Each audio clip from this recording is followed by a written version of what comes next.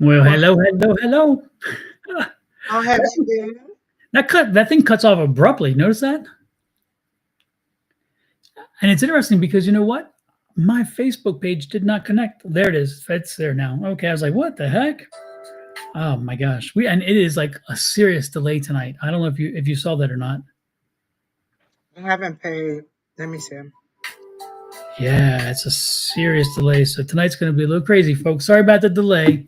That we can't do anything about that. That's the system itself, unfortunately. But we'll make it happen. We do what we got to We are do. the workaround to the workaround. Okay, Exactly, around to exactly. the workaround. Yeah, I mean, we don't. We even the chats have not really gotten rolling yet because of this, and of course, I think people are surprised. Everybody are stuck. They like they don't come on so sad. Exactly, they're scrambling. They're like, "What? Who is that? Who is that?" Oh my goodness, But it is us it is us right indeed. here in rare form. We are live. Yeah, it is live because we have been known not to click the live button, but it is live. Yes, So I don't guilty know. Maybe as the people. charged.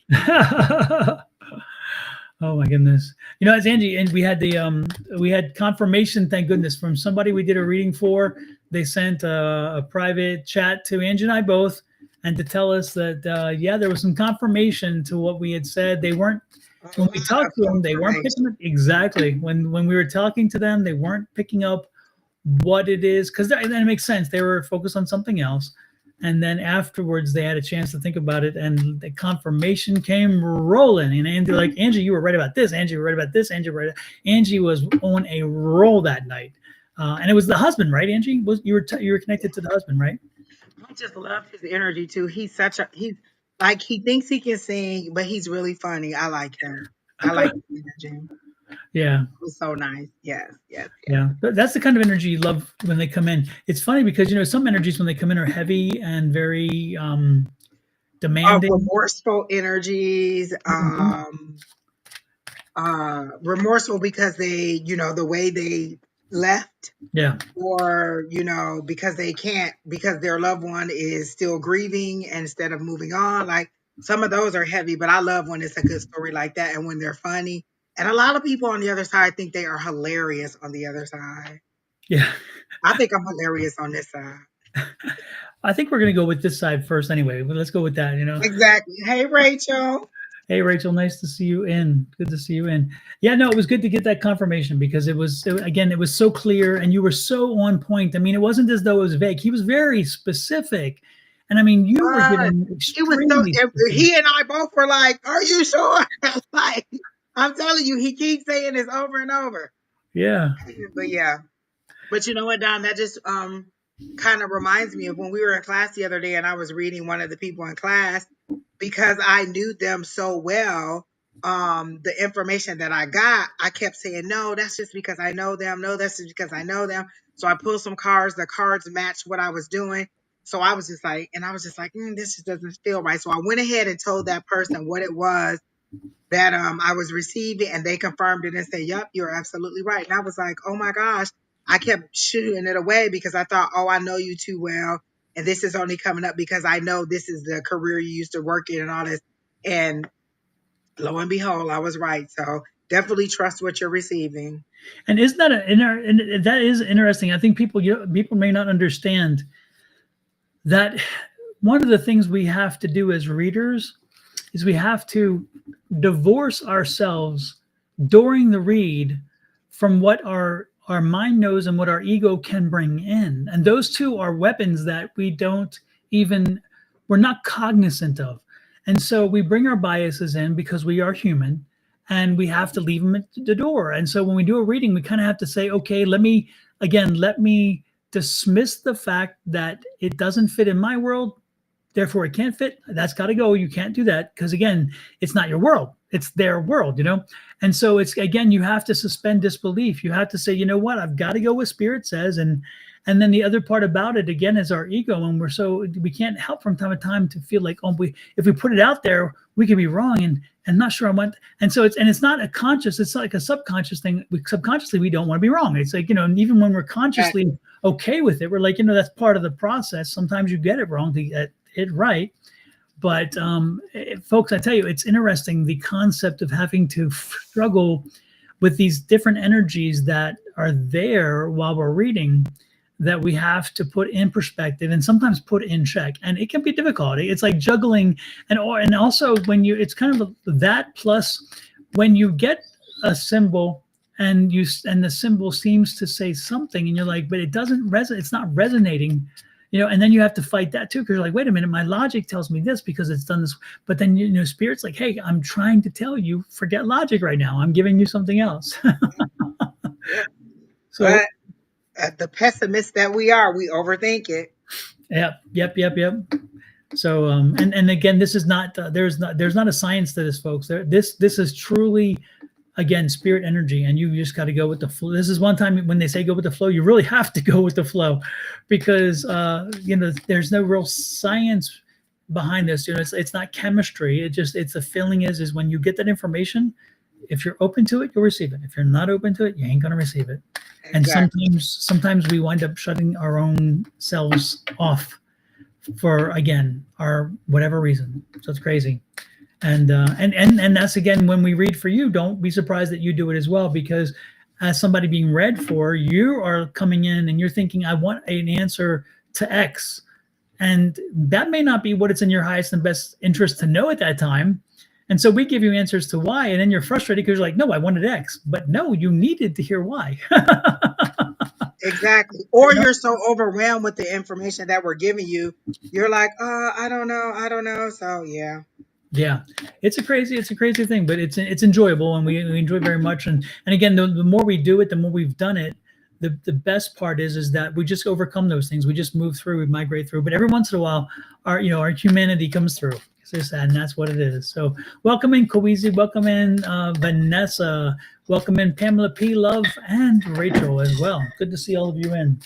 Sorry, my dog is sitting here right outside my door because she cannot come in this room. She knows it, and she has a toy tonight that is loud and noisy, and so she's, Like, I'm gonna get my attention either way. You go yeah, let me in, or you go just hear me out here. yep. And then she makes little weaseling noises, like, You know what? That's so whimpering. me, Don. I would do that. Just go in the kitchen and just be click, click, click, click, banging stuff. You don't want to talk to me? You ain't gonna hear the TV either. So, And that's kind of what she was doing for a little while. I was like, hush, and she's like, gives me that look like, oh my goodness, okay. hey, Bonnie, are you like overly surprised that we were like so almost on time? Like we were so close to the 6 o'clock, it was almost still 5 o'clock. Yeah, we almost didn't earn ish tonight. We almost not even ish. Hi, TT. Hi, Pam. Hi, Vanessa. Oh my gosh, there's so many people here. How Yeah, are good. you all doing today? If you have a question, put it in there and we'll read you. Absolutely. Yep, a general or specific. Let us know if it's general. Say general. If it's specific, ask the question. Don't say specific. We don't need that word. Queasy, as soon as I read your name, I got, or is it K Weezy? Is it Okay, K Weezy. Weezy or Queasy? Okay. Oh, you know what? Okay. Um,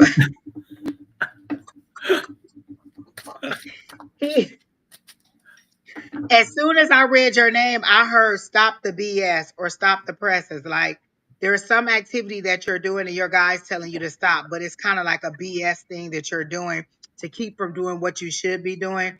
So I feel like your guides have given you some advice and told you that you should be doing something that you're not doing. Because I heard stop the presses and stop the BS. Like there's something that you should be doing that you are not doing to move forward or to make progress in your career. So, what is it that you should be doing that you're not doing? And I hope you're still here. He usually watches us quite throughout the whole day or whole evening. Like they're showing me you going up a step ladder, up like, up to success, but you're stuck at this one step. Like you'll start to step up, then you'll bring your leg back down, then you'll start to step up. And it's a huge leap. Whatever this leap is, it's a big leap. Because once you get up on this platform, the rest of the stairs are much smaller and it's not such a hard leap. But this leap that you're taking from where you are now to this new place. So were you offered a position or were you made an offer at another company for a job or something and you're not sure if you should take it? Because I heard stop the BS. Like, why aren't you doing what you're supposed to be doing to move forward? K Weezy, are you here? All right, well, And he's maybe he on stepped away. I think he's On Facebook. your There's YouTube, like a your face. 45-second delay tonight on Facebook. I saw that. Okay. So Kay Weezy, let us know if you're here and if you heard what Angie was saying.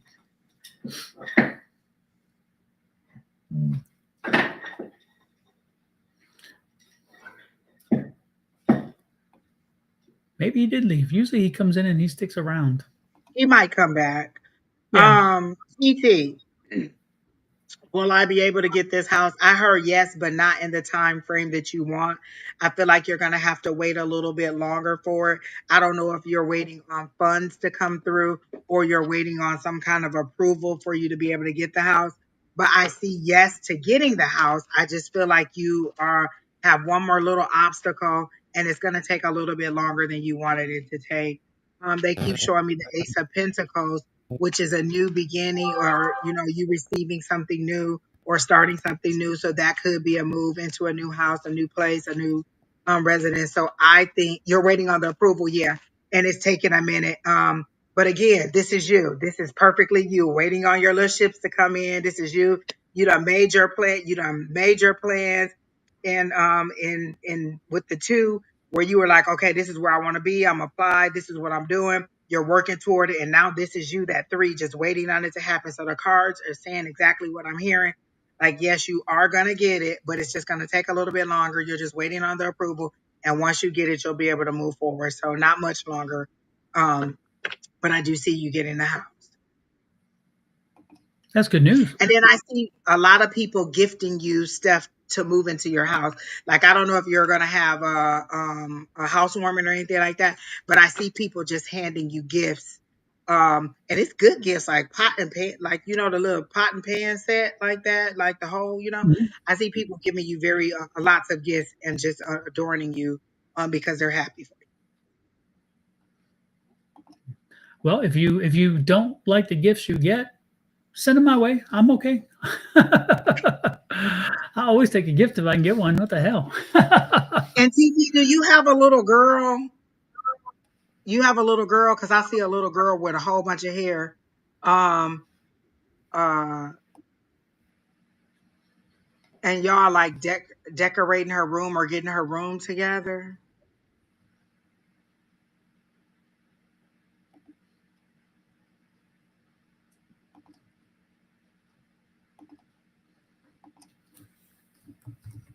I don't even know what the I will is to.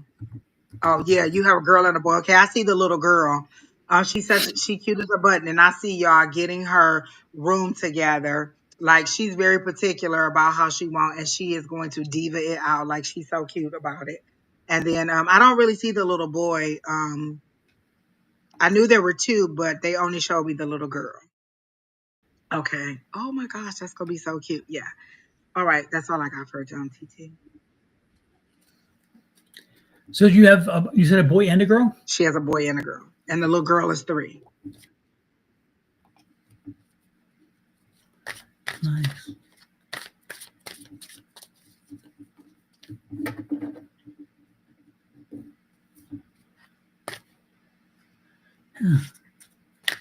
It's interesting because she's the one. Yeah, it's interesting because as I was picking up energy, she has a stronger energy. So she's the one who's like really more. Outgoing, the little girl. Her Yeah, energy is just is like that, a bird, like a sparkler. She's just yeah, so, like, yeah, she'll make you laugh, she'll make you smile. She's just and she's yeah, not trying to hog the attention. It just comes because she's so yeah. entertaining. Oh no, it's Hmm. natural. She's so Yeah. natural. Yeah, and she does. She does. It's funny because she do this kind of like this because I'm seeing this face of like this little kind of like, it's like, and she likes to pose. She likes to pose. I like her little I get energy. that energy. Are you thinking about having another Yeah. one? Because I see her holding a little hand. Are you thinking about another little girl?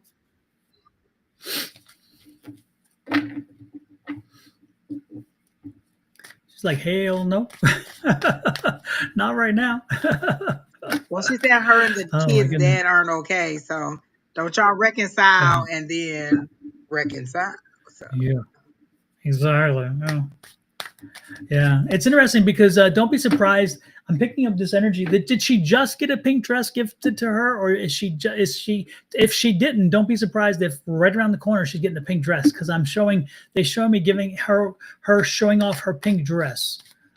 So I don't know if it was like a new gift to her and it just happened, or whether it's coming very soon. But I can see her modeling that little pink dress, and she's a little sassy, and she's just just showing it off. She's proud of her little pink dress. I love it. I love it.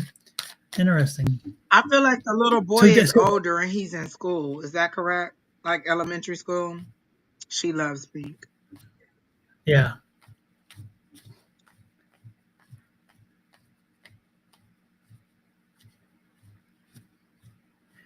Yeah, it's interesting. Yeah, she has so much energy, so much more radiated energy than does the sun. She really does. Because I don't pick up much energy with him, because hers is just there. Just great. She said that's her. Yeah. It was something else I was going to ask her.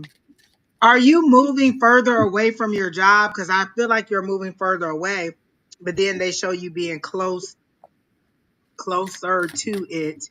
So maybe you're getting a new job closer to where you're moving. She's 3 and he's 2. Oh, he has big brother energy. Oh, then that's the little hand she was holding. Because I saw somebody little. So I figure he was the older one. Oh, so that's the little hand. So maybe you're not having a new baby. But maybe you are. No. Interesting.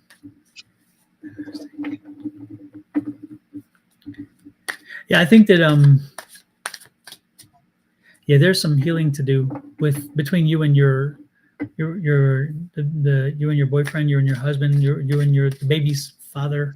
There's some healing to do, and there's some real struggle there, and I don't see that that coming to a resolution anytime soon. I think that's again that's a healing process. So, okay. She was supposed to move away, but she got a job closer to. Oh, okay, because I saw you being far away, but then they were like close. Okay, so that makes sense. I like it. Yeah. We're good, Diane. How are you? Welcome in, Diane. Welcome in. Hey, love. Hey, Shelly. All right, type your questions in here if you have a question. Yeah. Yeah, it's about it for me for TT. I'm not picking much anything else other than that. It's just that, again, it's going to take a while. The process is going to take a while for you and him to get over. And I'm not saying I'm not even sure you're going to be together when it's over, but I know that you'll come to a definite what do you call it? Détente. Definitely détente. They really do need to have a serious conversation. Like, I don't know. Like, I feel like they both have hurts to express to the other. And they're not. And they're just holding resentment because they don't know. Because they're assuming how the other person felt versus telling them and discussing it the way that it should be discussed. Yeah, absolutely. Absolutely. Let us know, TT, as things develop. Keep us informed. Stay in touch. Love, would you like a general reading or a specific question? Same thing, Shelly. Would you like a reading? If so, general or specific. Anybody else wants a reading, let us know. Again, general or specific. And don't say specific. Give us a question. Let us know what it is you're looking to hear. I did a reading yesterday. Was it yesterday? I think it was yesterday. I did a reading, Angie, that was quite fun. I read for somebody who had such wonderful energy. She was such a positive spirit from the minute that the camera went on all the way through. And I was like, oh my gosh, how fortunate to have that experience. TT said, it's really bad now and we're married, but I'm giving him space. Yes, you're absolutely right. Yeah, we sensed that kind of that energy around that situation, TT. Yeah, that's why we were gingerly talking. When we were talking about it, we were ginger about how we talked about it. So So we totally get that. But no, I was very fortunate. The lady I read for, from beginning to end, such a wonderful, loving, engaging spirit, and so many good things that she's done, because her energy came through and all the stuff she's done for other people, and it made the reading so enjoyable. And when I was done, I was actually fired up. Instead of tired, I was ready to go. I was like, oh my, those kind of energies, those I've readings, had and you're some like, where wow. when I get down, it takes me a minute to kind of come back down energetically because I was like, "Ooh, that was so Yeah, good." yeah. I know. And actually, interesting part of me was like, damn, I feel like I'm inadequate. Because the level that she sustains, I mean, sustained positive level. I'm like, oh my gosh, how wonderful is that, right? So, hey, Nikki, welcome in. Hello, Frances. Hello, Brandy, and Loves. Hey, um, Angie, do you remember Frances Graham from class, from Tina's class before COVID and all that stuff? Anyway, so she was on the other day. She was in. I bet if you saw her, you would recognize her, because she was coming around. Up until COVID, she was coming to Tina's, and you probably Yeah. recognize her. Anyway, she came. She popped online the other day, and it was on Thursday morning, I think it was, and I hadn't seen her in so long. It was good to see Oh her on. no, I can't Yeah, remember. I'm trying to remember what she had, like reddish auburn hair, longer hair. She had a great smile, and she was always so positive. But I bet if you saw her, you would Bubbly. know her. You know. Yeah, she came the same time as that one lady. The other lady was red hair too. What was her name? God darn, I'm terrible with Oh, names. and I'm As even you know, worse I'm trying to now. work on it. Anyway, it's interesting because I've been seeing some people coming on over the last few weeks that we hadn't seen in a while, and it was so good to have them come in. Jennifer Hawkins. Jennifer Hawkins said, I would like to request some help answers for my mother's current mental health situation if available. Hmm. Jennifer, the one thing about we can read for how it will impact you, but we try not to read for them or get into their space, because it's like intruding in their space unless they were to be here to ask that question. So if you're kind of looking at it from a perspective of the impact on you and what you may need to prepare for, then that's an area that we're comfortable going to. But when you're asking about her specific situation and her mental health and whatever, I mean, it's like it's one of those things, you don't dive into somebody else's head or their Without energy. It's just kind of like it's like reading your it's like diary. Like I feel like I would be reading her diary if I went in without her permission. And there may be things she don't want yeah. you to know, and I just don't have her permission to tell you. But I do feel like you're making a heartbreaking love. Hold on one second. I do feel like, Jennifer, that you are making a heartbreaking decision because they showed me the Three of Swords, and then they also showed me like a glass being shattered. And it's like a protection or a shield that was being broken. You're seeing things for the reality of it is. And I just think you have to make some hard decisions. I don't know if you're thinking about putting your mom in care or not, but it feels like you're wrestling with some hard decisions and you don't know what to do, and so you want to let us know, like, oh, is she going to get better to the point where maybe she can be at home and you can still go to work? Or are you thinking, are they going to tell me she's going to get worse and that she is going to require some care? Is that along the lines of what you're trying to figure out? Because that's kind of how they're presenting it to me. You have some hard decisions to make, and it's really weighing on you to make this decision. Do you have a brother? Because I feel like there's a brother that is there, but he is not maybe as attentive to the situation as you are. Not to say that he is detached from it. He just may not be as involved in it as you are. And I feel like you feel like you're kind of alone dealing with this situation and being a little bit overwhelmed with it at that time too. Oh, she's having horrible hallucinations. Yeah. Oh,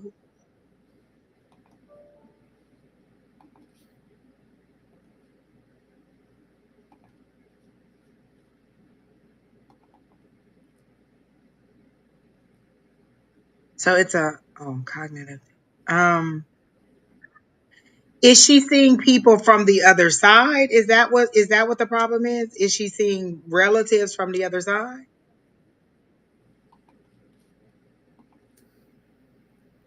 Hi, Monique.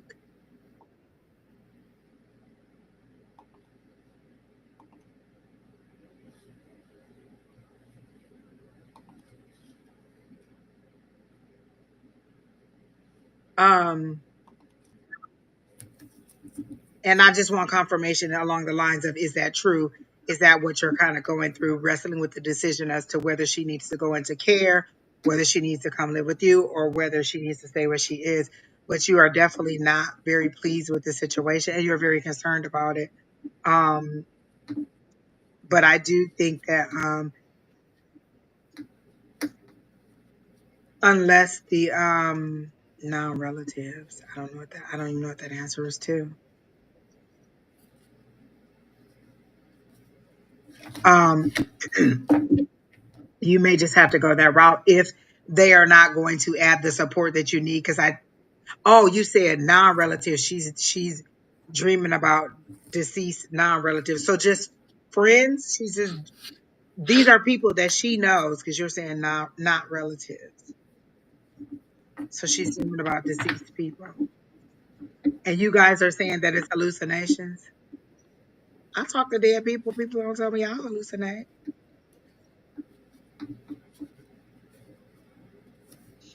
What is she saying? Like, are they telling her to do stuff, or are they just telling her stuff and she's trying to convey that message to you? Because I don't feel any harmful things in it. It seems very, um, like it seems very exciting to her. Like she gets excited about the information she's receiving. And if it's not exciting, then it's horror. She's having horrible hallucinations. And when you say horrible, I want to know if it's like horrible in that they're negative, or horrible in that she has seen spirits for most of her life, but now this is a constant, and she is even being threatened by. She's being threatened by them. Oh, so she's already always been able to see spirits, and just in her older life, she's being threatened by them. Um, it didn't seem like a negative reaction when I saw it. It seemed like a exciting, but I guess like that could be horror instead of excitement. So is the issue that you think she's going to hurt herself, or that you think she's going to leave and no one's going to be able to find her? Because I do see you wrestling with the decision, but I think that you're going to have to decide to put her in care.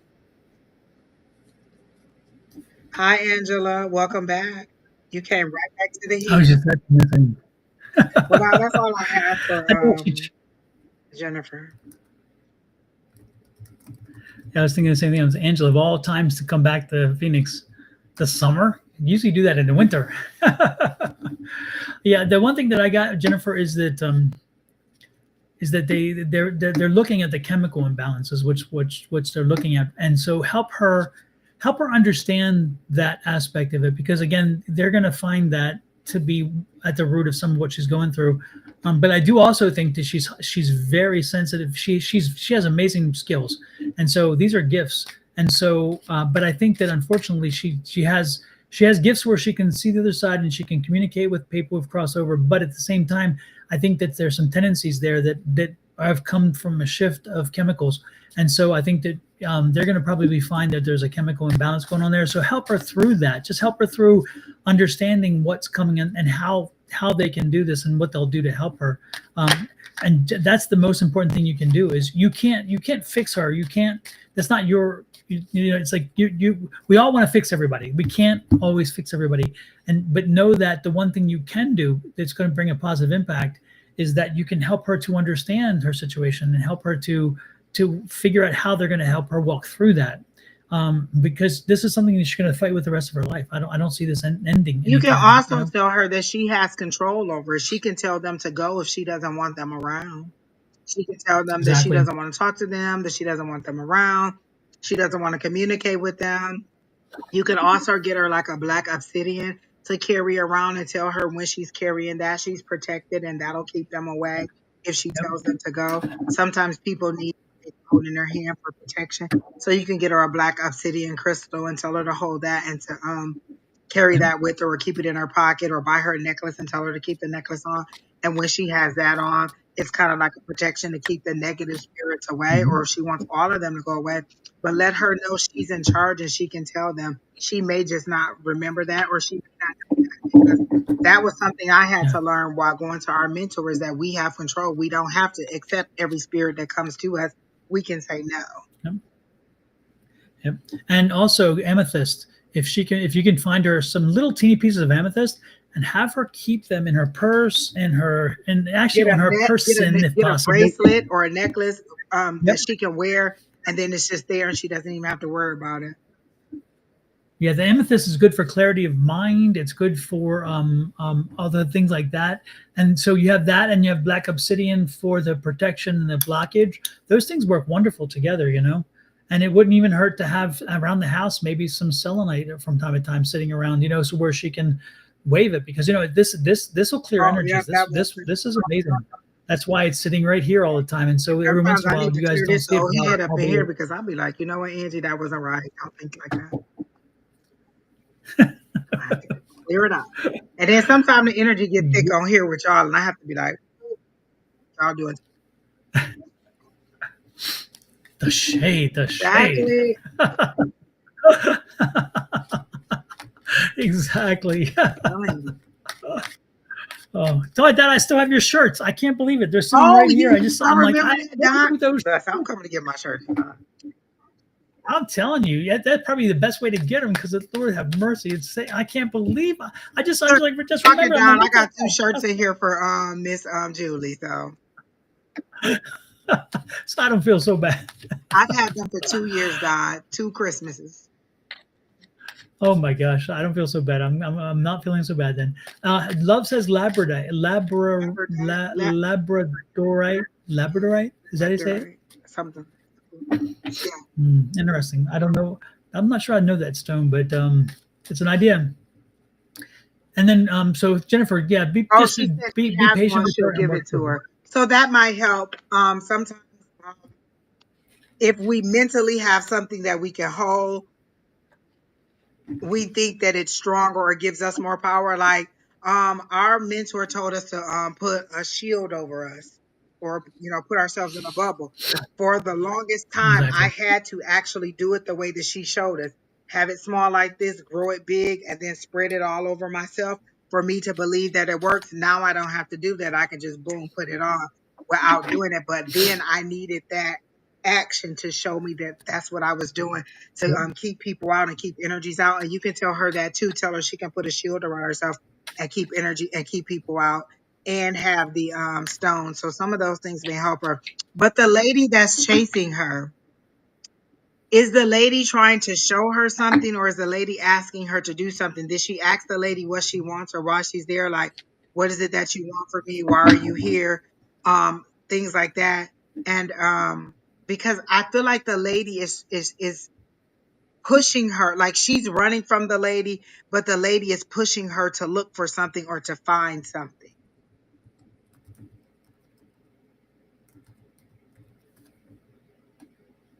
Okay, there you go. Okay. And so I mean, yeah, all of those things might help also. So try that. But because I feel like the lady, like she's walking behind her, but I feel like she's pointing to tell her to do something or wanting her to go a certain direction. And so she may think that she's pointing at her in an accusatory way, but it seems to be in a guiding way. It's just she probably wants her to follow her versus her having to follow your mom. Because I don't get a negative energy from the lady. Is the lady in a black dress? Like, is she like probably like from the 1800s or something, because she seems to have on a like tight corset. Her hair's up in a bun, and then she has on a long, heavy embroidered, like ensemble or dress as it is. Oh, okay. So yes, it seems to be like an older lady with authority. So that's what I got. All right, Don, that's all I got for her. Love asked something a little bit earlier, and we Oh, were about going whether she to. should take classes or whether she should continue to take classes or just learn on her own. Love is a girl, right? I think so. I think so. Mhm.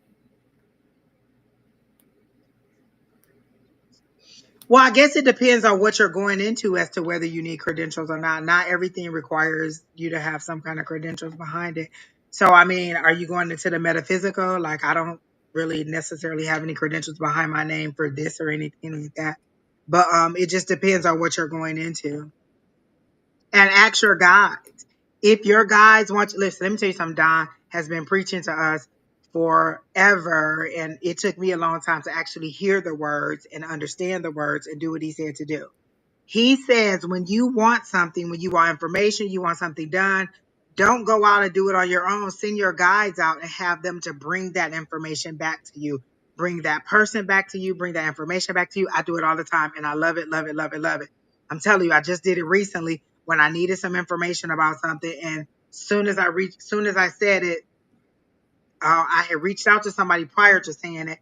I said it, and then that person came right back with the information that I needed. So it's you sending somebody out to get that information for you. So you can ask your guys, do I need any more information? If I do, can you send that information to me? Do I need any more training? Can you send that person to me? Can you send that program to me? Can you show me that I need to get this or say no? My Mhm. sister thought she needed to have all this training to do this stuff. And when I did a reading for her, they told me absolutely not. She didn't need to have any more training and to stop using that as an excuse that she needed additional training. And to just go ahead and move forward. She would learn as she went, or they would give her the information she knew. Like she would get what she needed when she needed it. She didn't have to go and pay for all these courses. And they were saying like YouTube is free. A lot of stuff you can learn on YouTube and you don't need to do that. Especially in the metaphysical with what we're doing. You got to be choosy about what Mhm. information you absorb and what you accept. But a lot of that information is just freely available online. We teach a class on Tuesday that's freely available online with great information. So that's what Absolutely. I got. Yeah, yeah. And that is key. I call YouTube my university because I tell you what, I go to YouTube often when I'm looking how to do something, thinking I'm going to find it, and I often do. It's as simple as fix like my dryer. This is how mundane YouTube can be. It's wonderful. I was having it was making this squealing sound, and I'm like, how do I fix that? And I looked it up, and they had a video on how to fix my dryer, and I did it. And the guy wanted to charge me $450. I paid $17 for the part, and I I put it put on my my car. own AC in my car. I used to have a Mazda 6 a couple years ago. The AC went out, the blower or whatever it was. I don't even know what it Mhm. was. Went on YouTube. They told me what to get, how it should look, when to pick, ordered it, picked it up, and me and Brandon put it in the driveway. Just put it in there. My sister fixed her Mhm. AC. She fixed her washing machine, all from YouTube. Yeah, it's amazing. There's so much information, and like Angie said, the one thing you should be aware of is that it's not always when it comes to the metaphysical and things that are at a different level. Those things you have to be cognizant of who's giving you the information, because again, not all information is good information. And you usually, when you're listening, your radar's on. Your radar is on, and you can smell BS when it pops up there. And you're like, oh, yeah, no, what they're talking about just is kind of, it's just not in keeping with what I'm doing. But the reality is generally speaking, when you're looking to figure your way through something, I do it for prompts for my AI stuff. I do it for, I'm telling you, it's amazing. Anytime I want to do something, I just go to YouTube and type it in and pop, boom, there it is. And you have 3 or 4 different people giving you 3 or 4 different ideas. And that I'm with Angie on that one. If you're looking for something to help improve yourself, unless you need specific credentials like RN for registered nurse or JD for an attorney, or MD for a doctor, you can find most anything else if you're looking for it, and also save yourself the Yeah. money. There's no reason sometimes to spend that money. Listen, I'm not spending no money on nothing I don't have to. If I can find it online or somebody can teach me, all the better. The correct way, just not the Exactly. crazy way. I've seen some Exactly. stuff and I'm like, Yeah. I'm absolutely not doing that. I will electrocute myself. So, Hmm. but most stuff YouTube is very good. Yeah, Angela said that's so funny. Last weekend, I fixed the wiring for the main to my AC line on electric 150 for this 13 inches of wiring conduit. Absolutely, it's like when the Now one. that's a bit out of my wheelhouse, Angela. Mhm. That seemed a little like my hair be standing on top of my head. But congratulations to you. I love that you did that. Yeah, I tell you what, the one biggest problem with most air conditioning units for your house is the capacitor that sits inside the compressor or sits on side the other side of the compressor. It gives out over time, and what that does is the capacitor holds extra energy, so where it has enough to kick the fan on and the pump to start pumping for the compressor, right? And so it only needs that little shot, and once it's on, the capacitor, all it does then is then recharges. So it spends the rest of the time just recharging and holding charge. So it's only a burst of energy when it needs it, but that's the one thing that goes out. And when it happens, you can pay, I think it's like $35 or $50, depending on the capacitor, to get the capacitor from Amazon or whatever and replace it. Or you can pay a AC guy $450 for him to come here and tell you that he's going to do it for and how amazing he is. It's like that's not even amazing. And you can see it. The capacitor is flat usually, but once it's blown, it'll have a dome. It'll like have a dome shape on top, and you're like, oh, yep, I know what that is. And so See? you pull three wires off. You take four screws off. Take the panel off. You take three wires off of the thing. You pull the capacitor off when it's out of its little bracket. You put the new one in, put the wires on, close it up, you're done. It's amazing how, but $450 to do that if you're going to have somebody professional do it. Crazy. Love. Did someone give you this advice to get more credentials because you told them you were thinking about teaching a course? Because I see you preparing information. I was going to tell you to figure out what it is you thought you need. Like if you were going to teach a course, what is it that you think that you would need? Or what is it that you think the people would need to know? But then they showed it to me a different way, as if you were the one that were trying to that was thinking about teaching a class, and you expressed that to somebody, and then they told you that, oh, maybe you needed to get some credentials before you do it. And they're saying no, you don't. And that's why you need to keep those things to yourself, and to you can show people rather than you can tell them. The inspiration that was given to you wasn't given to them, so they can't see the guidance that is on you. They can't see that the road has already been paid for you, and all you need to do is just walk the road that they paid for you.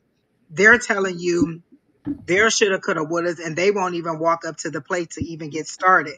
So don't tell everybody your ideas. In this season, I can tell you, not even in this season, in my lifetime, there's been so many times my guys have told me, don't tell nobody, don't tell nobody. And even now, in some of the readings that I get now, or some of the Pisces readings that I get, they're saying you need to stop telling everybody. Pisces likes to share. Pisces like to celebrate. Pisces like to give all this information out.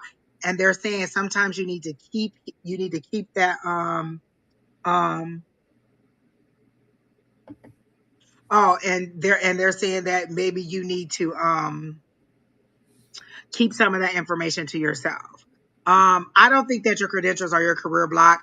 Our Department of Education lady just said that getting degrees was a waste, was worthless anyway, didn't she? The little McMahon lady just said that degrees were worthless and This is the whatever. one that So this is the one that said that A1 is very useful. A1, yes, yes. A1. When I heard that, I said this can't even be real life. We I got to thought be in I the thought it was a Twilight joke. Zone. I know. I thought it was a joke too. I'm like, A what? And she said it two or three times. And I thought, Okay. what the hell? So let me tell you this, love.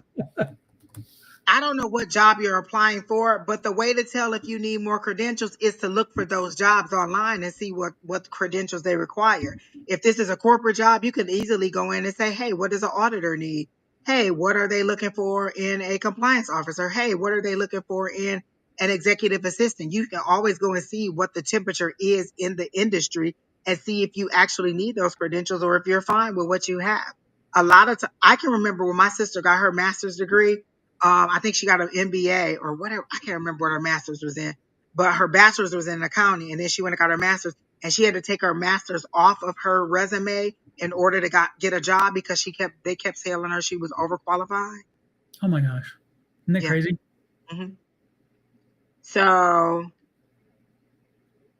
it's your own business. Exactly. So again, nobody understands the vision that was given to you. So sometimes, and again, remember, they always say, and Don, correct me if I'm wrong, they always usually say it takes about 5 years to get a business off the ground and get it profitable. So if you're in that 5 years, you're right where you need to be. You're struggling, but you're getting it together. A lot of people are so used to the sensationalized way that people become famous, like, oh, I did something viral online, or oh, I was on this show, or oh, I did whatever, and I just became instantly popular. They forget that sometimes the real grind and hustle of it takes a while for you to get there. And you're going to have those oops and bumps and bruises as you learn how to navigate through. I remember when I first got into this, I had my schedule set mentally. I was like, oh, I could do 5 readings a day, 5 days a week, and maybe a couple on the weekend. No, I cannot do 5 readings a day, 5 days a week. That is an insane amount of energy. That is an insane amount of readings. And I personally was very much overstepping my bounds with trying to do that. So along the way, I've learned how many readings is a lot for me for a day. What kind of readings I like to do and what I don't like to do. But it took trial and error to get there. And so I'm still building this business and I still know what I want it to look like ultimately. But these are the bumps and bruises and lessons that I'm learning along the way to before I can get to a place where I'm profitable and I can let go of one of my other jobs or I can let go of both of my other jobs. But until then, I'm learning as I go. Exactly. So there you go. Miss Bonnie, don't laugh at me. She is laughing at me because I said, no, I cannot. And I cannot do 5 readings a day. That is an insane amount of readings. That's like 25 to 30 readings a week. I just cannot. Hi, Virgil. Hey, Manchester.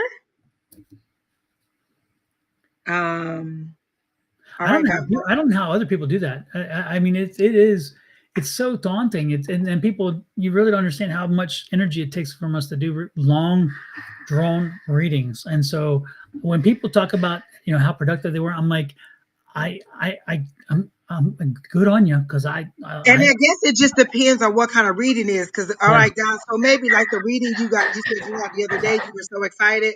Maybe if I get a couple of those during the day, then that may keep my energy up. But that's still a lot of energy too, even in excitement that you're burning. So it's just hard. Just keep going your way. Your path is being laid out. I see your guides guiding you.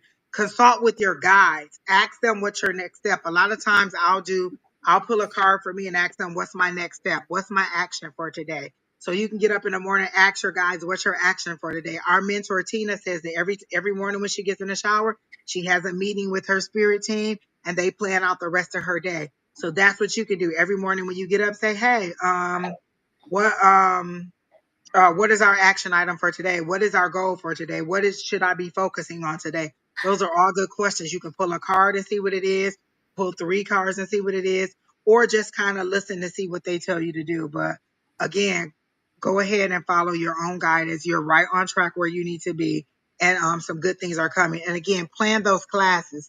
I think that is your next thing is to plan some classes and see how that goes, and you'll see your business build from you teaching classes also. Yeah, and have faith. Just again. If you're listening to your energies around you and you are enlightened in that way, they usually don't steer you wrong. They tend to tell you and show you what you need to know and feel. Yeah. So We all sometimes, second guess ourselves. Me and Don have done this a long time, and I just told a story about me yesterday in class, doubting something, and I was spot on. When I actually went ahead and told the person, they confirmed everything was right. So we're always second guessing, oh, absolutely, absolutely, but you still got to push through it. Got to push through exactly. it. Yep. Yep. All right, who's next? Before we move Oh, on to our next one, Angie, I wanted to show everybody and you as well, of course, but I wanted to show the first tarot deck I made, which is the Sonoran Mystic Tarot deck. But I wanted to show I took it a notch up. I changed a variation of it. And so I'm going to show you what the original deck was, and it will be produced, but it will not be called the Sonoran Mystic Tarot deck.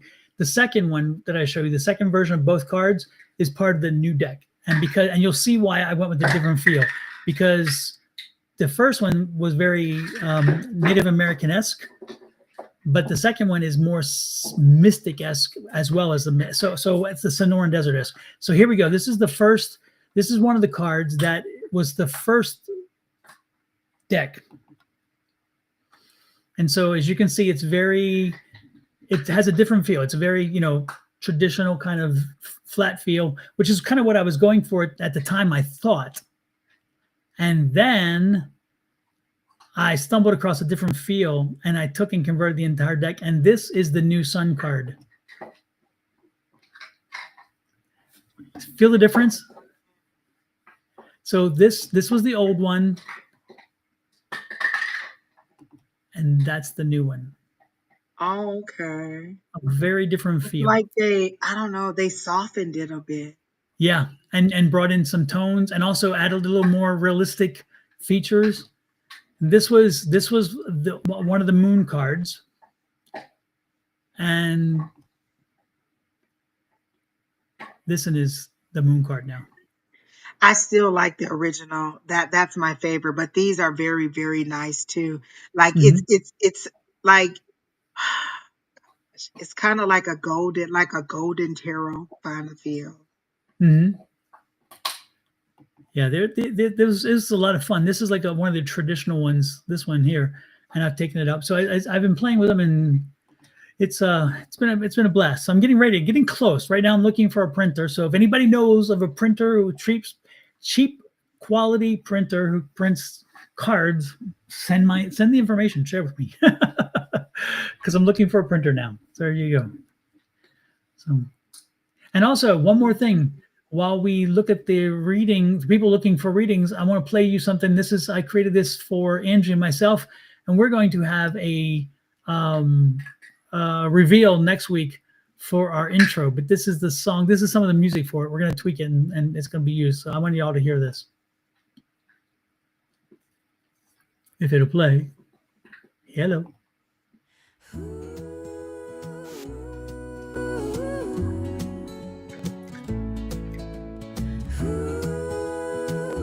Can you hear it?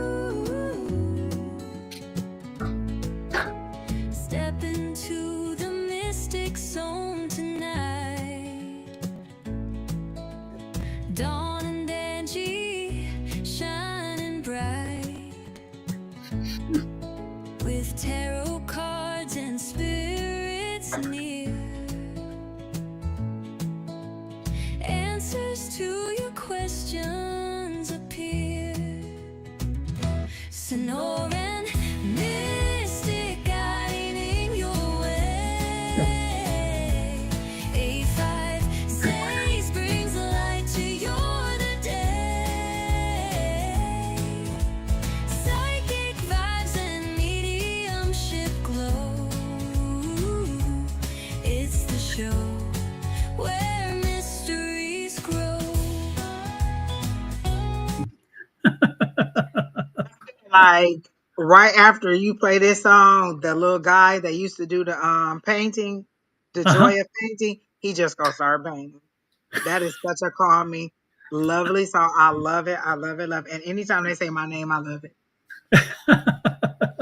Yeah, it was cute when it came together, and I like this. And Oh my gosh. Listen, AI is amazing.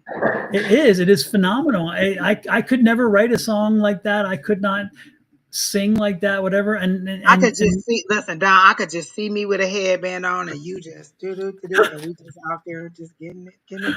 Yeah, I should take our images and then let AI use them to make a video of our images with that music.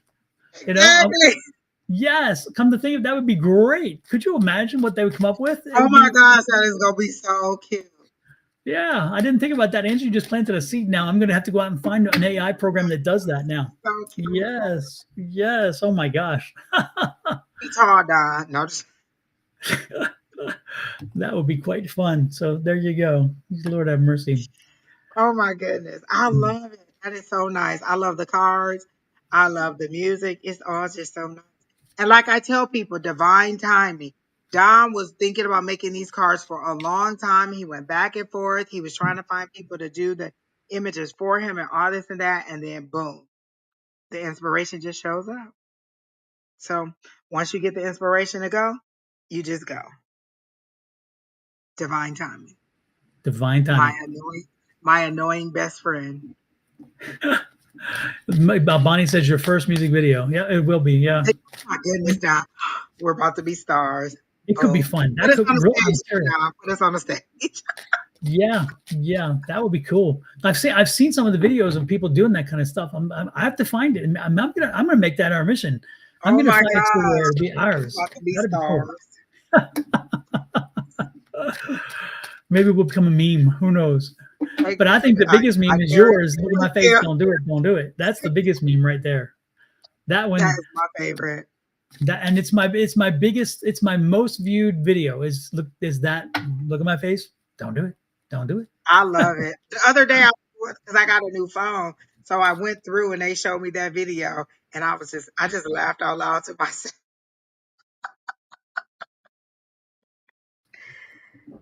Yeah, absolutely.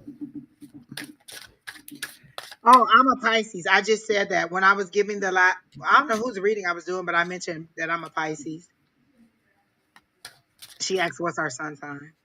Yeah, I'm a Scorpion, big time Scorpion. Yeah. The good and the bad. That's. I got both sides of it. Yes. Oh my goodness. So who's next, Miss Angie? Who caught your attention there? So who we did? I think we did. We do everybody we supposed to do. There was this one person. Oh, from I think they were on Twitch, and it's Love Savior. Please don't ask a love question. You said you had a question, post your question, but please don't ask a love question because I'm not answering a love question. Universal Treasure, just put your question in the chat, and then if we're drawn to you, we'll go ahead and read your question. So go ahead. Yes, Francis. Francis says, was that AI created? Was that song Yes. created AI? Yes. Yeah. Oh, Love thought you were an air sign. No, that's because you thought I was an airhead. That's why. And there are times where I believe I am as well. I promise you. I thought she was gonna say because you were so logical. Because air, swords, thoughts, logic. That's why I thought she was gonna say Oh, that. really? I didn't know that. Again, I know so little of astrology. I leave that to everybody else. I should know more, but I've never really. It's never been my thing. I don't know why. Love Savior. If that's your question, I am not answering that. Am I Vietnamese? You don't know if you're Vietnamese? I'm not.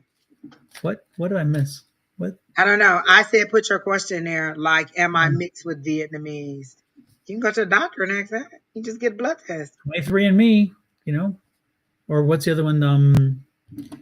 Yeah, you do that, and it'll tell you where you're from. Where it'll get you down to what part of the country you're from, and not just Vietnam, but what part of Vietnam even. So just do the test. That'll tell you. Universe Treasure. Your question is about your career. I'll take it. Let's go. Immediately I saw two 60s. I saw a 66, which turned into Route 66, and I see you speeding down a highway. So are you moving? You're thinking about your career.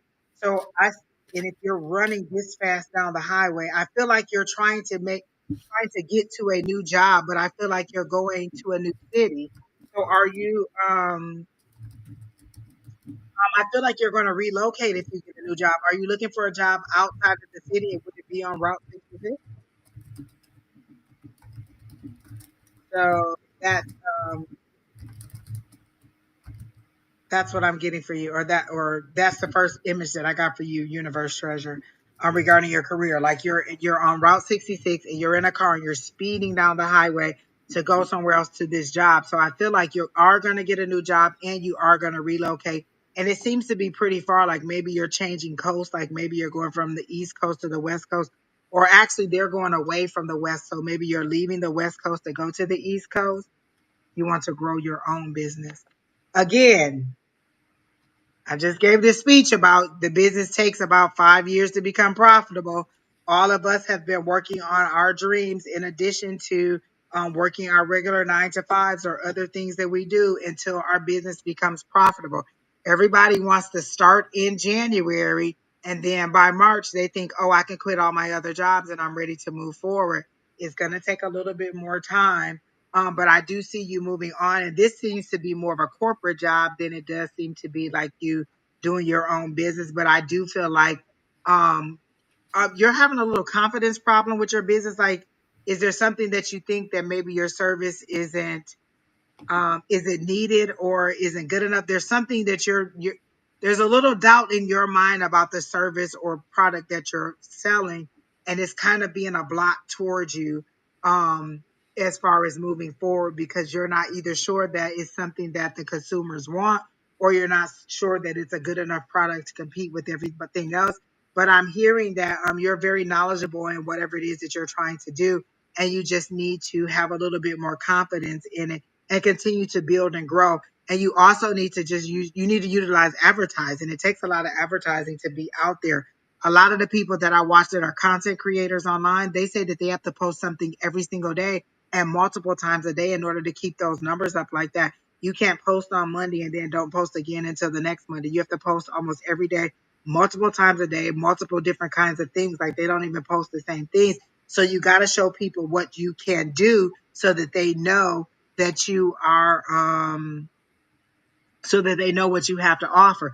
We do these free readings on Wednesday so that we're out there and you get confirmation that we do readings, and then they turn into personal readings that people pay for, or we, get seen on other platforms and people invite us to do other stuff.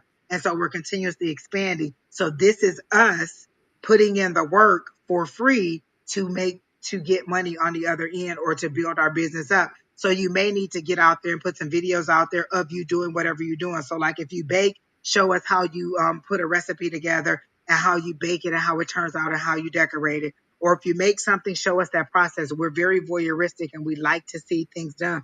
We just talked about YouTube TV and how many hits and things you get when you're wanting to learn how to do something or a new skill. So put yourself out there so that people know that you're available. What is your lot business, so that we know we may be able to participate in it or advertise it, or at least be a consumer of whatever the product is that you have. Let us know what it is, because we also like to share information about the viewers and help them to build their business too. But again, I do see you moving. Do you have a little black dog, or did you have a black dog? Because I feel like the black dog feel like you're leaving it behind. Like, you're taking off and it's chasing after you. So I'm thinking that maybe it's on the other side. Did you have a little black dog that passed? And it kind of has kind of shiny, smooth hair. Oh, the health sector. Okay, definitely. That's a corporate job I see you probably going to, is the health job. And you're speeding to it, and it seems to be a bit more money for you. You did have a black dog. Okay, so did the dog pass? Okay, had once, because it was gone, so I feel like it's passed. It feels like you're leaving it behind. So make sure you take some kind of memento or something with you to let you know that the dog is with you. I feel like the dog protects you, but also did you guys used to play outside in the lawn, or like the dog is showing me like being outside in the lawn and like running through a water sprinkler. So is that something that you two would have done together? And say yes sprinkler, yes water, something like that, so I know what you're saying yes to, because you have a lot of okay, he's no more, so he passed, right? Okay, yes. Okay, so yeah, did you and the dog used to play outside in the water, or did the dog used to run through the sprinklers? Because he's kind of showing me lush green grass and running through the sprinklers in the backyard. So was this your childhood dog? Okay, yes. Okay. He's showing that to me. He is wanting to make sure you don't forget him and leave him when you go. Take him with you. Yes to the water. Okay, yeah. Take him with you. He's like, wait a minute, don't leave me.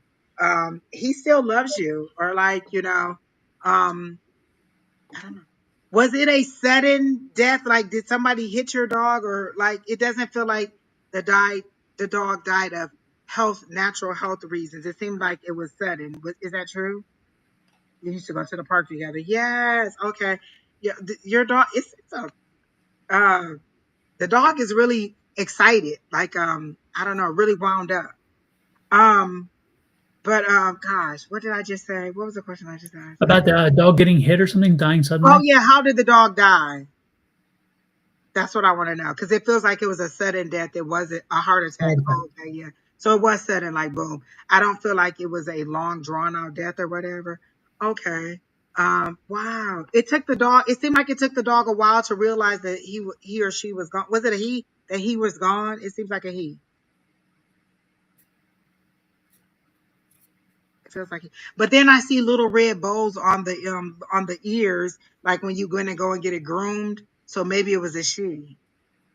I don't know.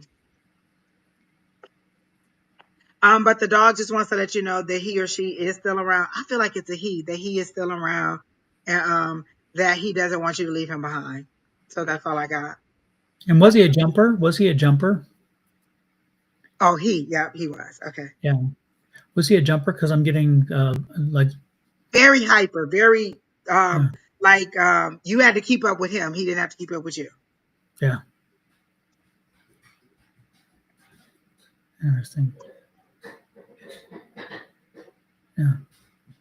A little bit spoiled too.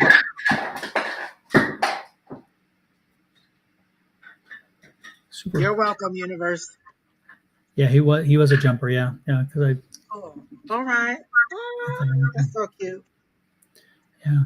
I was at my mailbox today and this guy came through with his little dog and he had his little scarf on around here with his little, hanging on his back. He was like, he just went and got a haircut at the grooming. I said, Mhm. and this shows because he is a showman right now. He is walking around like, yeah, look at me. He was so cute. And for like 15 seconds, I thought I could have a dog. And then I was like, nope. I like to travel a lot and I don't want to have to find somebody like a babysitter to keep my dog.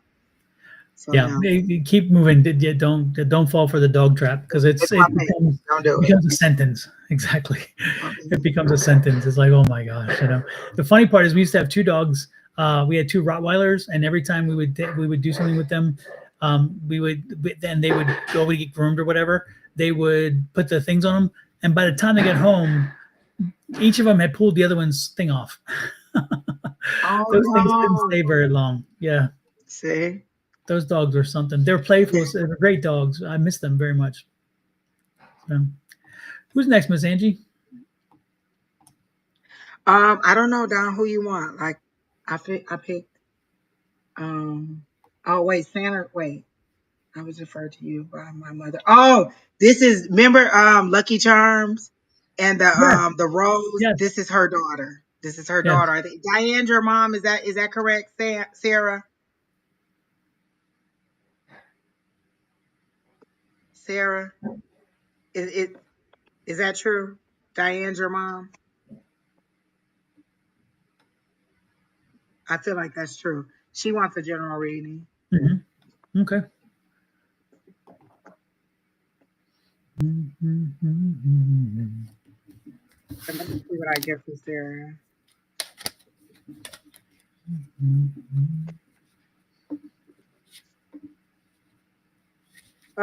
Okay, Sarah. I immediately get train tracks, and I see the train taking off, but you somehow got put in the wrong car.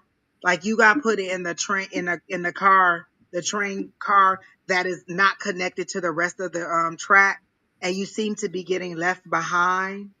And so you see everybody passing you by. So maybe you see everybody getting their accomplishments and their achievements, and you feel like you're being left behind. But as soon as that last car passes, your track starts up, and you're the person, and there's a wheel in front of you, and you're navigating, you're getting to go wherever you want to go on the tracks. So you just needed everybody else to get out of the way so that you can navigate through and go the way that you want. And so I feel like you feel like you're being left behind, but you're not. You are right where you need to be. You just needed to get all the ruckus out of the way so you wouldn't have to fight through the crowd. So now that they're all out of the way, you can navigate through completely and go whichever way you want to go. And people don't know where you're going, so they're not copying you or trying to do whatever you're doing. And so, is that true, Sarah? that you feel like you're kind of being left behind, but you're not. You're right on track and you're about to start moving forward and navigate the way you want. But you have to decide what it is that you want. Right now, I feel like you're waiting on your higher power to tell you, hey, go be a lawyer. Hey, go be a doctor. Hey, go be this. And they're saying, no, what is it that you want? And we'll guide you to that path. So you have to decide what you want. Even if it's a career change, you have to decide what you want and make that decision to move forward. And so not waiting on somebody else to decide for you or waiting for your higher power to tell you what you want to be. I always fear giving my higher power that kind of power, because what if they tell me to become a nun? I can't do it.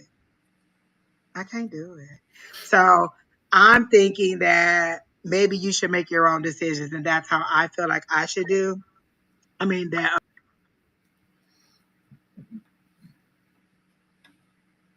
you should kind of figure that. Oh, I raised my daughter by myself.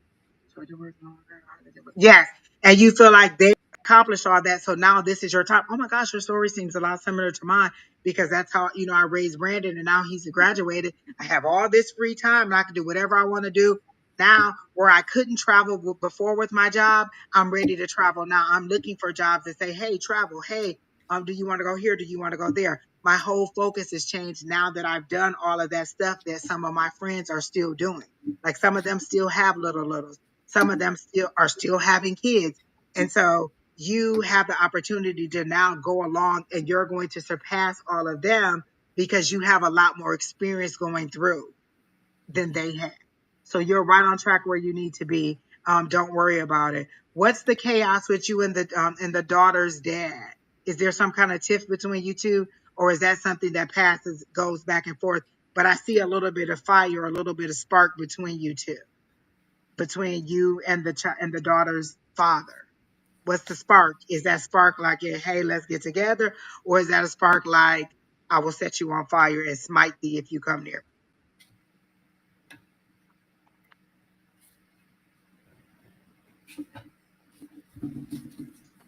Overall, I feel like you're ready for a career change and you want to do something that's fun and something that's enjoyable to you. Why are they showing me cupcakes? Is it because you want to bake, or is it because it's somebody's birthday? I usually get a cake with candles if it's a birthday, so I don't feel like it's a birthday. It's a sweet treat. So do you bake? Is that what you want to do?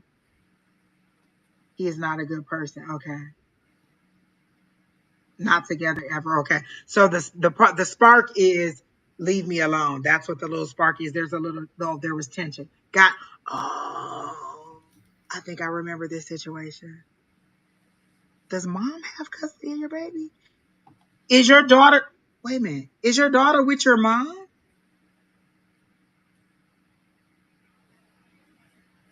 Oh, your daughter's birthday is in June. So I see the little cupcakes. No baking. Okay. It is birthday. Okay. Is your daughter with your mom?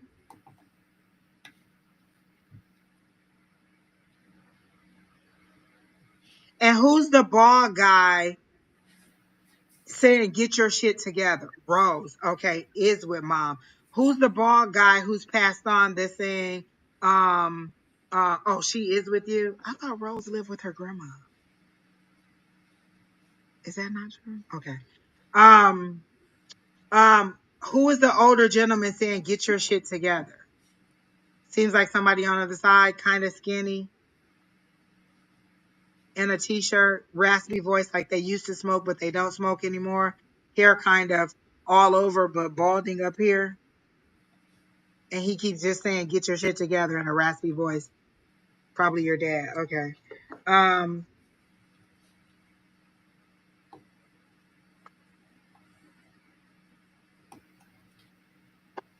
who is the MF that he said you let mess up your life? Or he said he said mess up your life. He said, how did you let this MF mess up your life? Your dad is a little bit, Blunt?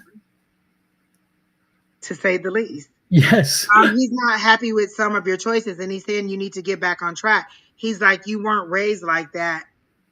Is how he's making it seem like if you were small, he would just get a switch, like poop, poop, poop, or a little, he'd give you a little spanking to get you back on track. Is how he's making it seem like that's how frustrated he is with you.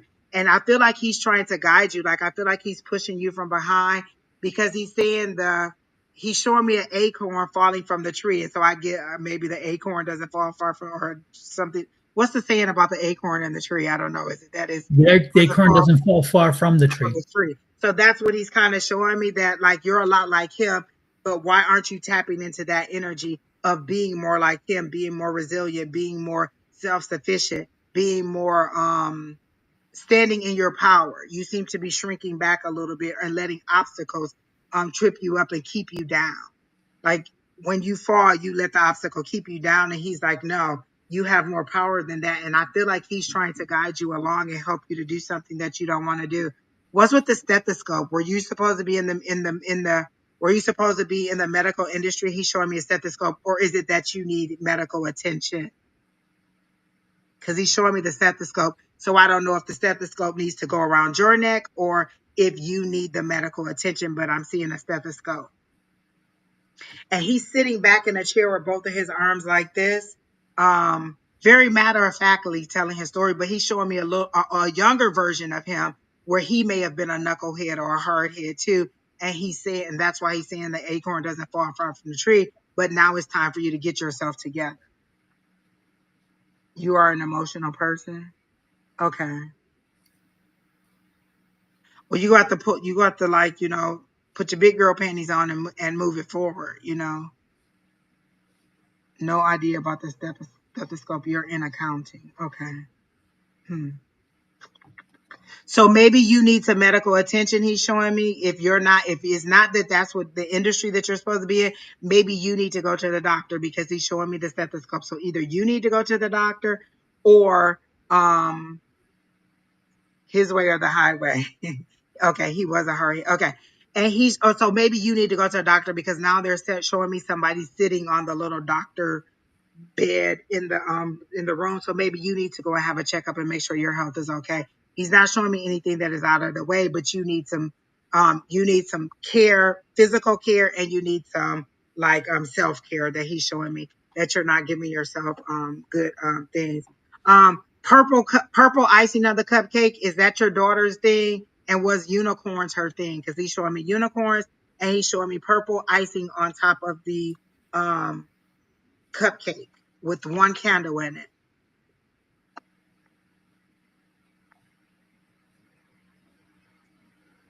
Oh, so the daughter's the one that's going to the house. Okay, so that's what so he's showing me that he's seeing that. So maybe you're not seeing the right doctor. Let me see.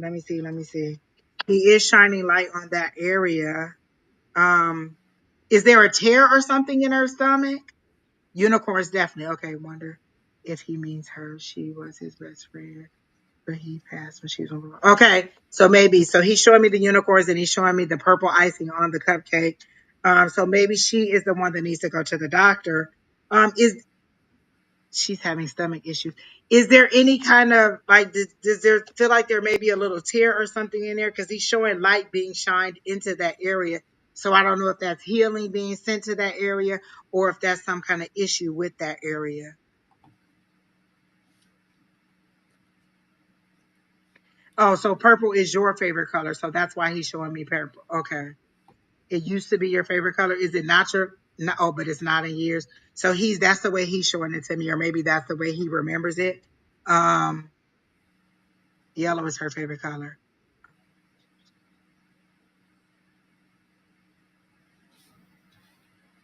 Okay.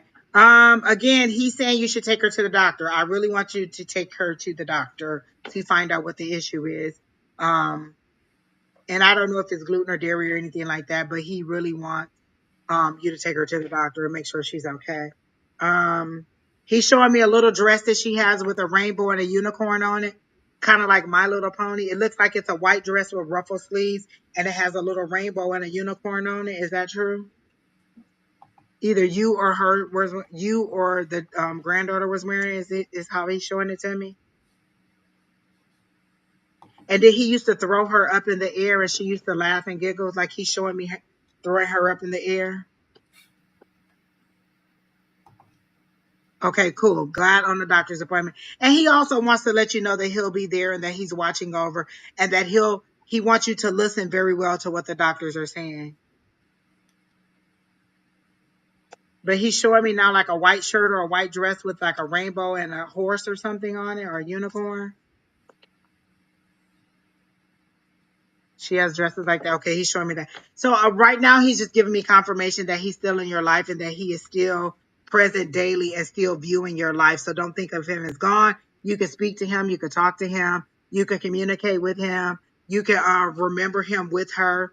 Um, but he's letting you know that he's still around. He's still very much a part of your life. And something about spaghettios or soup or spaghetti. He's like, have a bowl of spaghetti with her for her birthday, because he's showing me like spaghetti on her forehead. Like maybe she, was a messy eater as a child, and he said make her some spaghetti. So that's what I got for you.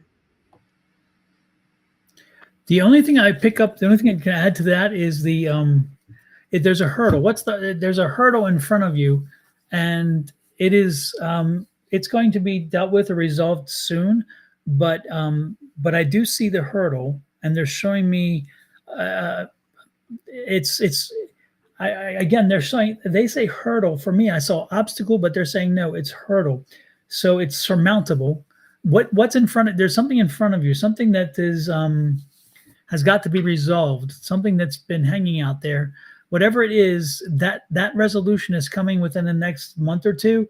And so you're going to be kind of stuck, or at least feel stuck, until that is resolved, whatever that hurdle is. Again, it's not an obstacle because it's not insurmountable, it's surmountable. And it does show you getting through it, but it's like you can't move forward until that piece falls into place, whatever it is. So know that it's going to work itself out. You have, again, about a month or two more before you overcome that. So be patient and continue to just kind of proceed forward. Don't let it kind of hem you in, and don't let it frustrate you. Okay. Keep moving forward with it, whatever that is.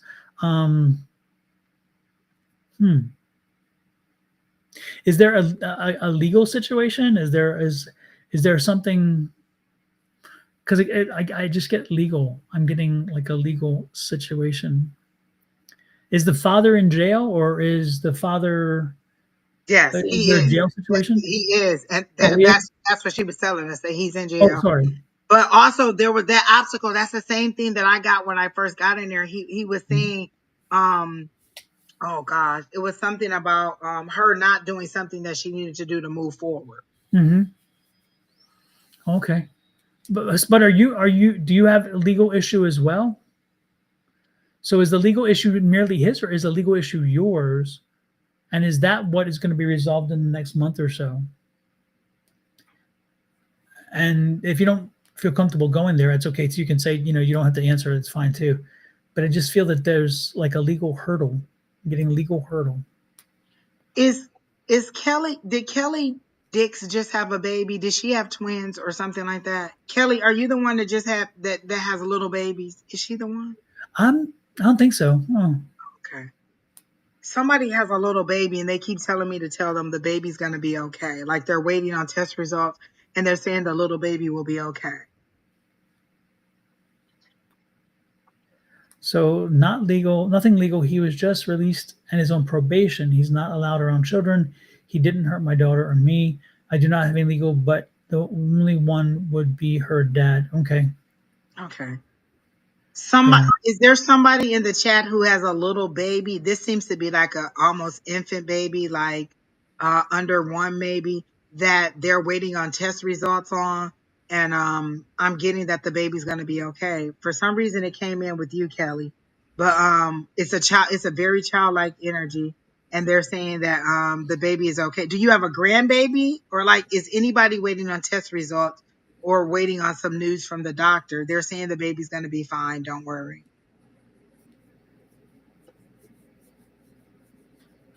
And then Sarah says she doesn't have any legal issues, just the dad. Okay. Yeah. Well, again, there's a hurdle there, Sarah, for you. And again, it's not going to resolve for another month or two. And it could be something that surprises you, that is legal related or connected to you, that you don't know about yet. But again, just work through it. It's going to take it's a process. It must take its time. Okay. Don, did you get anything on her career? Because I get a career change. Like maybe that's her obstacle. Like she's staying at her job because it's safe and it's what she knows. But there's something else she wants to do Hmm. that would be more to her liking. That would be Yeah. satisfying emotionally to her. And I think that may be her block too.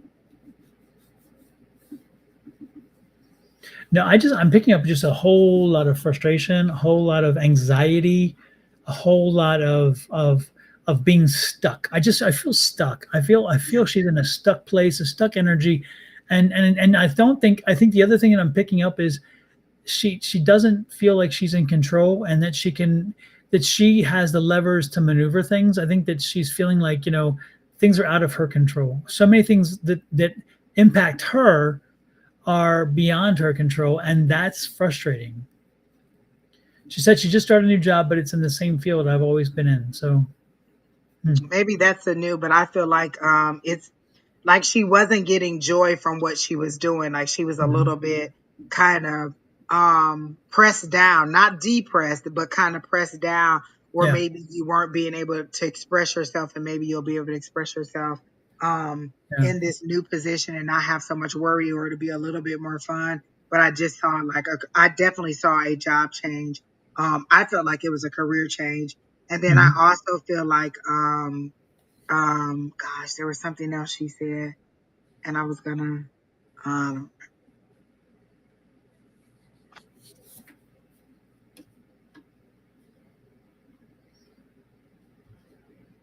okay, Kelly, thanks. This baby seems to be born already though, or it could, you know what, I don't know, maybe it'll be born fine. But somebody's waiting on test results and they're just telling me that the baby's gonna be fine. Oh, your previous role was terrible. Okay, so maybe that's the change I see, because they were showing me once you make the change, everything will be a little bit better, but it'll be more to your liking with this new situation. And then, like I said, your dad wants to let you know. Is your daughter? He's showing me like your daughter or somebody riding a red and white tricycle. He's showing me that. I don't know why that's significant to him. Like he's showing me this red and white tricycle that this person would have been riding. And maybe they hurt themselves and then he's picking them up and consoling them because they had on like a little flip flop and hurt their foot. So he's showing me that. So maybe it was your daughter learning to ride her bike or something like that.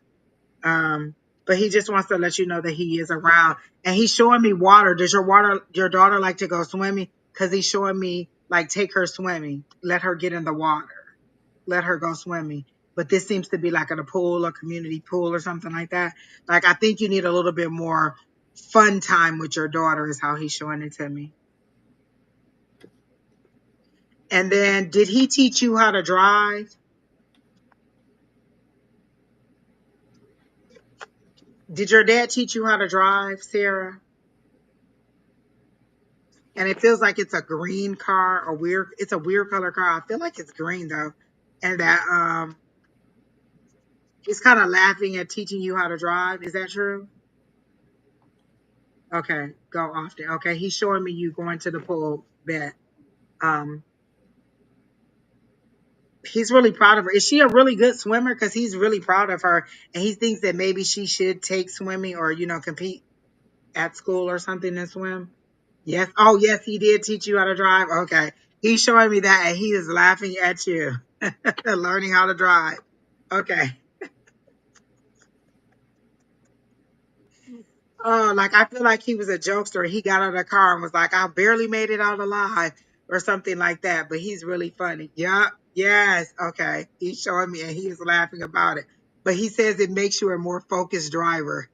He's showing me like him yelling at you like a sergeant, but he said it made you a more focused driver because when you mess up, you can hear him when you're driving, helping you to be guided and to get back on track. Okay, so that's all I got for you. Your dad will stay here all day. If I stay in his energy, he'll stay here all day. So I'm gonna go. We're gonna go to the next person. Absolutely. And then who is Okay, next, who's Miss next? Miss Angie? Okay, who's next? Who has a question? How about Crystal Pittman Danzy? Oh, Crystal. Okay. This is the one friend that we were telling she was going to get a new job, and she got the new job, but it's up in the Phoenix area. They live more south, Oh, and this is that crystal. this is that crystal, Oh, and I they're didn't know thinking that. about moving this way. Oh, nice. So Chris, I see the move, Crystal. I see the moves being beneficial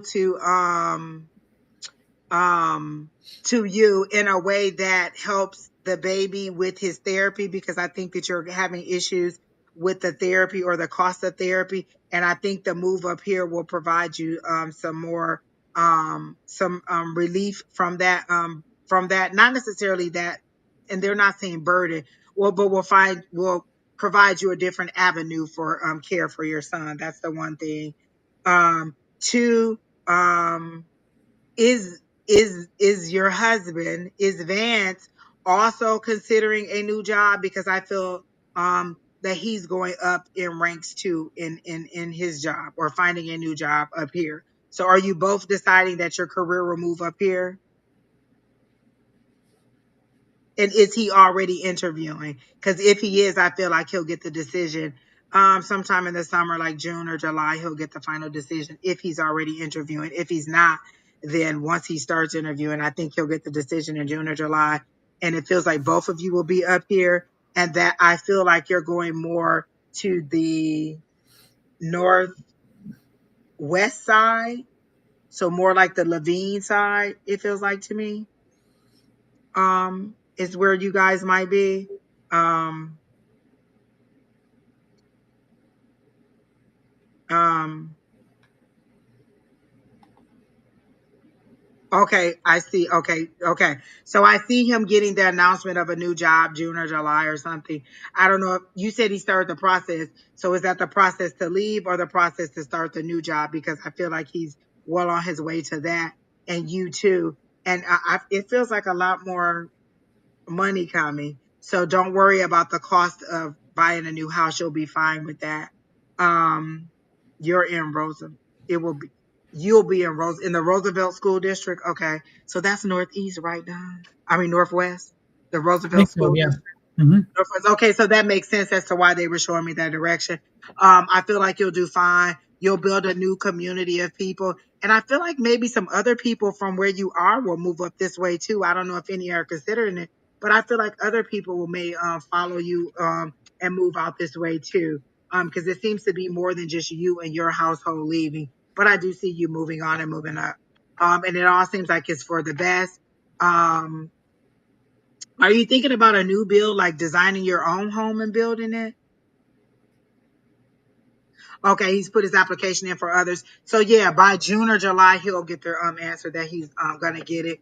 It's a move up. It's a step. It feels like a step up, and I don't know if he was like vice principal and now he's principal, or if he was principal and he's gonna be a higher level principal or something. But I feel like he's moving up in this situation, and I feel like he's gonna be. Does he also still coach with the football team? Because I feel like he's still gonna be working with the youth or them in some kind of way too. Like it feels like something good like that too, where he gets to do that too. Um,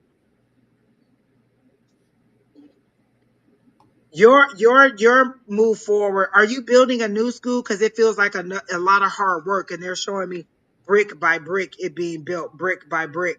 And it seems like a lot of hard work coming for you. Like maybe your first and second year will be not hard, but tough.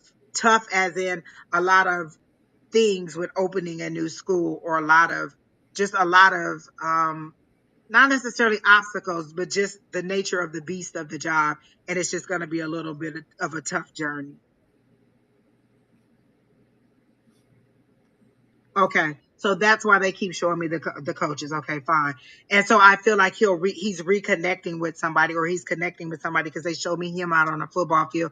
He'll get a very nice job. He'll get a very nice amount. Tell him to think about the amount of money he will make. Like what's his bottom, what's his goal, and what's his outlet. Where he wants to be in the middle range, to figure that out, and he'll get it.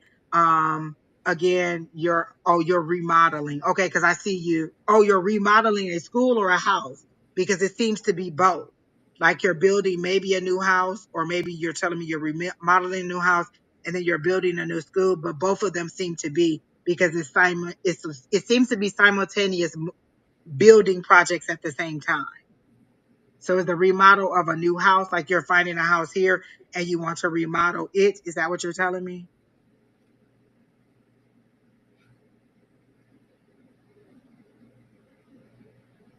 Or remodeling the school. Okay, yeah. So I do see that, and you being a part of the whole thing, step by step by step. And it's a lot of work, a lot of physical work, as well as a lot of mental preparation and guidance that you're giving to people. Stand strong. They're showing me you as a 7 of Wands, which means you have to stand your ground. There's going to be a lot of masculine energy. So stand your ground, but you will soften them up, and it'll change the atmosphere a little bit. So stand your ground, but you will soften them up, and you'll be fine as you move forward. And then also with the house, I kind of see a new build, or maybe like you building onto whatever you get, but it feels like a new build that you're looking at or that you're considering. And then I feel like there's a new car, a new vehicle. Somebody's getting a new black vehicle. So that's all I got for you. I'm going to turn to cards because I wasn't picking much other energy up.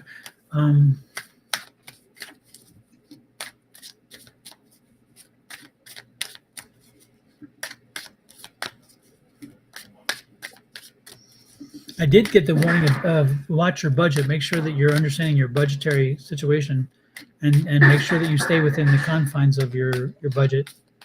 That was one thing that did come to me. So again, if you're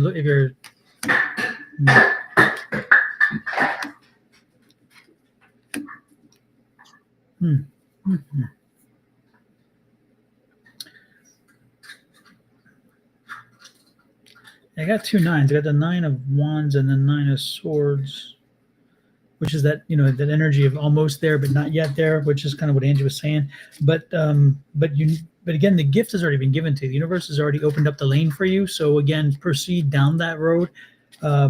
Just know that this is going. This again, it's like you're not ready yet. You're just almost there, but you're not ready to take the leap yet.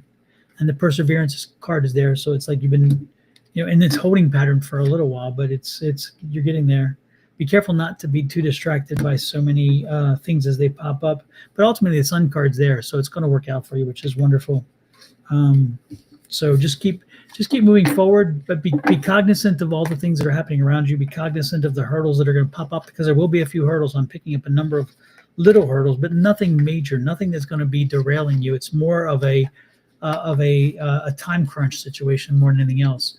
And so just keep moving forward. Don't let anybody distract you from your ultimate goal. That's the thing is because that 7 comes out. It's kind of reminding us, let's not be distracted. Let's not allow ourselves to be pulled away from what is the most important thing, and that kind of thing. Again, it's little things, there's big things. I don't see big things. I just see lots of little things.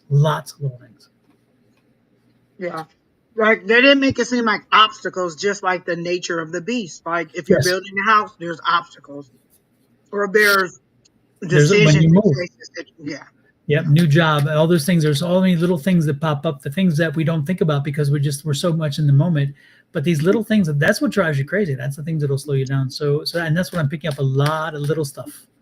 Yeah. Exactly, Don. And listen, you give me too many choices, I won't do anything. Give me 5 options, none of them are getting done. Give me 2 options, I'm gonna go ahead and figure it out. But you give me too many options, my brain just shuts down. It's overloaded, and I ultimately feel like it's sometimes less is more. It's interesting because there is psychology to that there, and it's actually proven that if you give somebody too many options, they won't decide, and then they'll just move on. They won't even buy. So it's like, be careful if you like when I was doing the sales of my shirts, right? When I was preparing to put them on the market, they said don't do more than 5 colors, because if you do more than 5 colors, you will lose sales. The less colors, and the thing is that people are going to like it or not, yes, but at the same time, if you give them too many, they just feel overwhelmed and they're like, I won't make a decision, and they'll just move on. And it is true. Yeah. If you give me a choice between black and white, I'm going to choose black because I'm going to think white is going to get dirty. If you give me a choice between red, black, and white, I don't know. Like now you've added a whole nother mix to it. How many red items do I have? What and then, oh, let me come back. Now you've lost a sale because you gave me too many options. I Yep, got distracted and I never came back. exactly. Yep. And that's Yeah. and there is research that says that that is valid. That does happen. So it's interesting. Hey Pam, nice to see you But in. I'm research because I know it. Skechers had these little shoes that I wanted, and they came in all these different colors, purple and pinks and blues. Every time I went to the store, I couldn't decide which one I wanted, so I didn't get any. Hmm. Exactly. So true. Well, Crystal, continue pushing forward. Sounds like good things coming. That's a good thing. Definitely. Come back and let us know Absolutely. how things work out. And tell Vance to text me once he gets the job. Hmm. Who next, Miss Angie? Francis has been asking. Did we read Francis? I don't think so. Not yet. Okay. Francis, are Um, you still here? exactly. Is that under what? Misunderstood? You misunderstood me? Oh my gosh, that's so cute. Hi, Pam.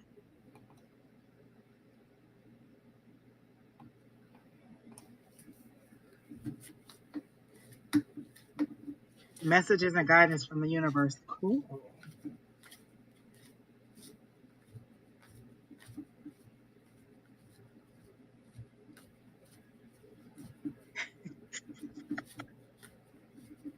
Listen, Diane, you got to play to win.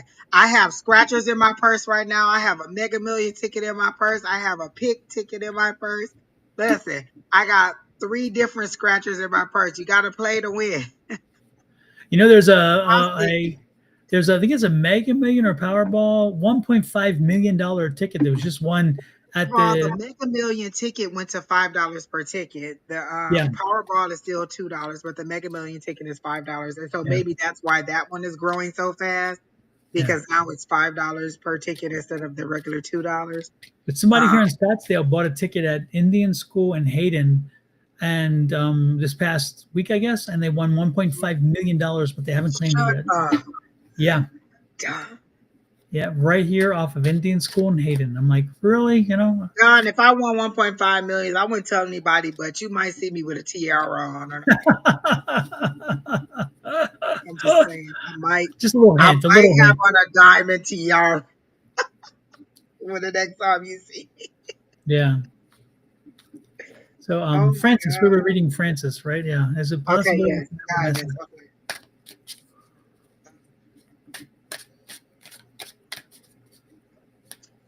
Immediately, Francis, I heard tears don't mean defeat. Tears don't mean you lost. And so they showed me your tears running down your face and them watering the seeds that you planted in the ground. And then those flowers are now starting to flourish and turn into tulips. Is tulips or roses your thing? Because they're showing me tulips. But I also feel like I'm seeing orange roses, which I've never even heard of an orange rose, but they're showing me a rose, but it looks more of an orange color than a red color. And then that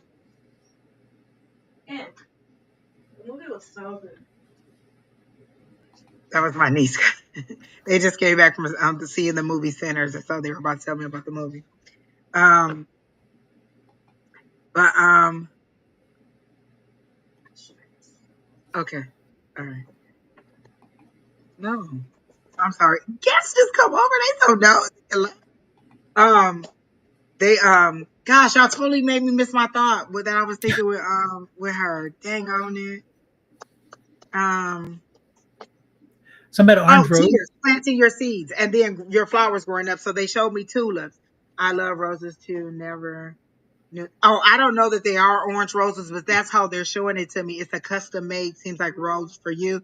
But they're saying all the tears are cried, all your harvest is coming up now. So the seeds that you planted are now coming up, and you're about to see them start to blossom late spring. So it feels like late May. You're gonna get some good news that you've been waiting on. Do you have a lawsuit? Because they're showing me the justice card, and the justice card was flipped back like this so you couldn't see, but now, or like it was being held down. And so now the justice card is kind of pulling itself up. And I see that you're about to get the justice that you want. So you either have a legal issue or some issue where you feel like you were being treated unfairly. And they're saying now you're about to get that guidance that you wanted, or that, or you're about to get that. reward that you were looking for. So don't worry about not getting what you were think you were due. And then they're also telling me that it's okay for you to have bad days, for you to have like those days where you cried and you teared and you holler out.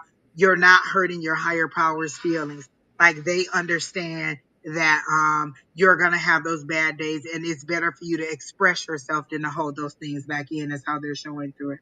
Oh, you were going through a divorce. Okay, and so that's why they're showing me that the tears you cried and the seeds that you planted are now about to harvest, and you're about to get those things. Were you waiting on some kind of settlement, or were you negotiating some kind of payout? Because I feel like you're going to get your just desserts or something like that. They're saying no, you don't cry too much, and they're wanting to acknowledge that it's okay for you to cry. That's a release. When we say release, during the full moon, release on that no longer serves you. Everybody releases a different way. Some people may go running. That won't be me. Some people may, cry. Some people may,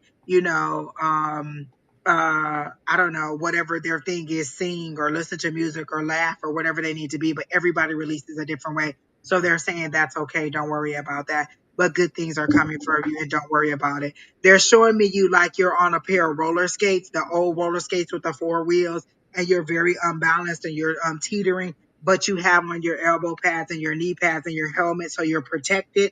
And they're saying you're gonna find your balance and you're just gonna have smooth sailing. You're just gonna roll through. So don't give up hope. They're showing me that nine of wands. What they're saying, don't give up hope. It's coming. Um, Shortly you'll get what you need. Okay.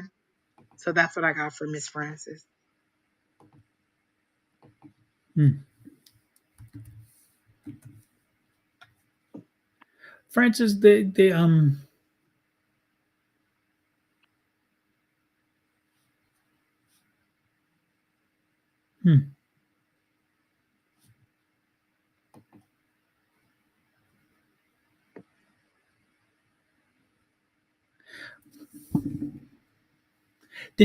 Francis, did you recently have a conflict or a breakup with somebody?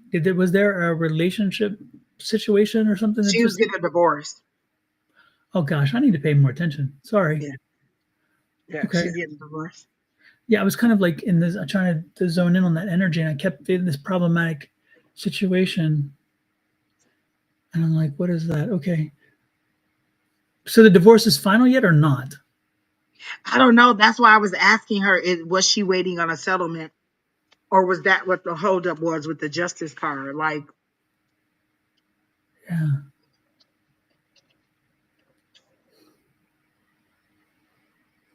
But yeah, yeah, there's something that just doesn't add up. There's something that's not. I'm feeling like there's just something not adding up, and I don't know. No, it's not final yet. There's something that's not adding up to me, and I don't and I don't quite understand this energy. I feel the legal hurdle. There's something there's one more bump in the road in the process. I don't think it's gonna be as smooth closing as you think it will to see this signed off on. And is it because he doesn't want it, or is it that you don't? One of you are not prepared yet. One of you just aren't there oh, yet. she said she didn't want anything. She just wanted the separation. So maybe he's holding on. Yeah, I feel like one of you are holding on to something, and it's like and not quite yet there, ready to let go.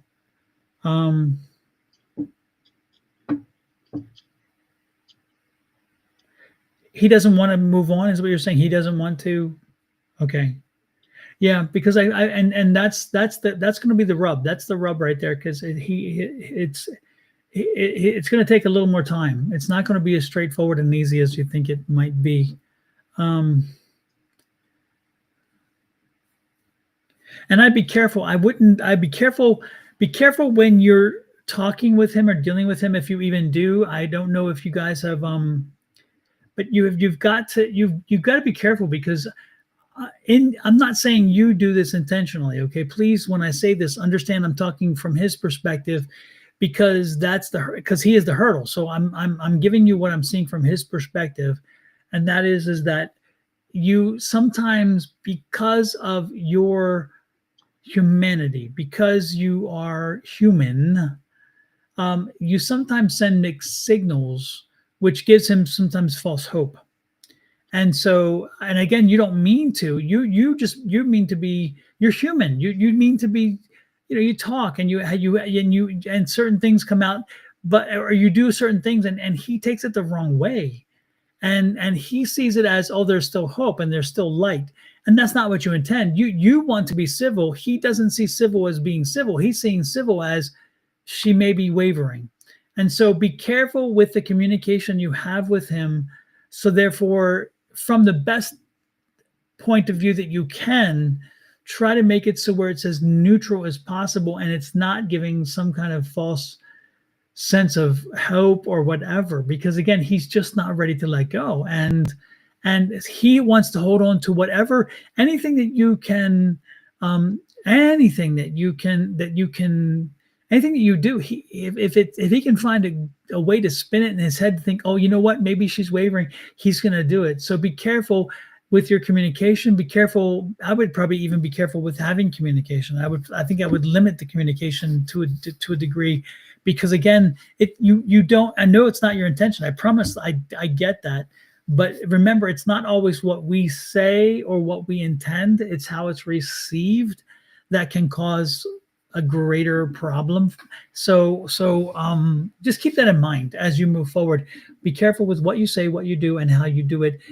And limit your communication, limit your interactions, so therefore that you don't even take the risk. Because it's going to take. He still needs time. He needs time to get his head around the fact that, and his ego around the fact that he's not that one anymore. He's not the one anymore. Yeah. So, and again, it's not as though I'm not saying he's a bad guy in that sense. I'm just saying that he's human, and he wants to hold on. So he's going to find anything that makes it sound like, oh, that's what no, it's not what she is. But that's because his mind wants that to be the case, so do that. He seems to know how to court her, or to get her to, to charm her back to his side, or to Mhm. where he think he's making progress. And again, you're just being cordial, but he Yes. thinks, oh, I'm getting her back. And those old tactics just don't seem to be working. Listen, like when they say a woman's heart is like a vault, and once she closes that door, you ain't getting in. You ain't getting in. So you better you better stay in there when you in there. Because once she shut that door and not let you in, you could be on fire and she's not trying to come save you. So if you're done, you're done. And he must know that. But I do feel like it's coming. Like again, they did show me the justice card laying like this, and it was fighting to come back up. So you are gonna get it. And they do tell me to Yeah. tell you to be resilient, because they showed me the 9 of Wands. But it's coming. It's just taking a little bit longer than you thought it was going to be, but it is surely coming. And again, don't worry about your tears and your crying. Everything is going to work out for you. And I feel like you are going to get a little bit of something from the divorce. Like, I just don't feel like you're going to walk away empty handed. Yeah. Yeah. Just be careful. Be limited with your interactions. And then when you are interacting, make sure that you are factual and you're objective. Again, when you get into the subjective, when you get into the emotional, when you start going there, you open the door. So don't do it. If anything, just if let's say there's a document to be signed, and said, you know what, would you mind signing the document? Could you please sign? Not saying, hey, this is important to me, whatever. That brings in, again, choose your words, so where they're very, very antiseptic, they're very clinical, and they don't give an opportunity for a subjective kind of tinge to it. And again, I'm not coming at you in the sense it's what you're intending. I'm saying it's what he's receiving. So and he's very tender right now, very tender, very tender. I have one more question. Did you have a body, like not a drastic body change, but did you lose some weight, or like did you start getting into fitness? Because they're showing me you doing yoga and you doing other activities. So did you change your appearance in some way? And like maybe you're a little bit more confident in the way that you look now, because they're showing me like a change in you, but it's a transformation that makes you feel better about yourself. So if you haven't done that, I see you like getting out and doing other activities that you may not have done while you were in that relationship. It feels like it was a little bit, and I don't want to say suppressive, but it was kind of like you were maybe under his thumb a little bit during the relationship, or you started exercising and you are more confident. So they're showing me that, and the world is seeing that, and he may be seeing that and thinking like, hey, she has somebody new because she's changing the way she looks or what she's doing.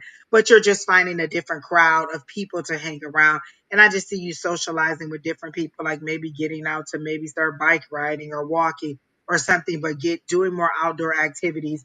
And they are showing me the yoga, so maybe you will get into it. And so I feel like you're finding your freedom and you're liking it. And he thought maybe this was just something that was going to be a phase and you were going to come right back. But I feel like you are moving on. You've made that decision. He just has to accept that decision, but you'll keep going. And you can try to break those ties with this relationship if you want to. Like some of the things Pete told people to do is write that person's name on a bay leaf, set the intention of breaking the tie with that person, set it on fire, and then give the ashes back to the universe, writing their name on a piece of paper and tearing it up to break the tie, or burning it up to break the tie between the two of you. So there's things that you could try to do to kind of like break the tie between you two. There's also a freezer. You can like put their name on a piece of paper and put it in the freezer, and that'll kind of get them off of you too. It doesn't hurt them in any way. It just helps them to back off of you so that you can make progress in what you're doing. So those are just different ways that you can kind of break the ties between you and the person. You can just, ask your higher power to break the tie. You can ask your higher power to kind of cocoon you away from this person so that you're not in their direct view or their focus or whatever. So there's a lots of things that you can pray. You can wear certain protection bracelets that'll kind of keep that negative energy off of you or keep them people at a distance from you. So those are all things that you can try. I think Don mentioned amethyst earlier. I mentioned black obsidian. So there's all kinds of things that you can do to try to keep those energies off of you, and help yourself to keep moving forward. Yeah. And this bracelet here is actually black Oh, oh obsidian my God, that is amethyst. a perfect one right there, Don. Yeah, yeah, Oh my gosh, it's uh, black obsidian and and amethyst. Oh yeah, I need that link. Just text that to me, Don. I need that. Yeah. Because that purple is so pretty. I really do like that. Hmm. Amethyst. That is first of all, it's my birthstone, amethyst, and second of all, black obsidian. I'm always talking about it. Go ahead and text me that, Don. I'm gonna have to go ahead and order I will do that. that. Order that immediately. I like it. It looks And you nice know the best too. part, Angie? It's only $11.99. Uh, yeah, text me that, Don. I'm gonna have to go ahead and Yeah, order that. I 11.99 on definitely like Amazon. that. I definitely like that. Yeah. Oh yes.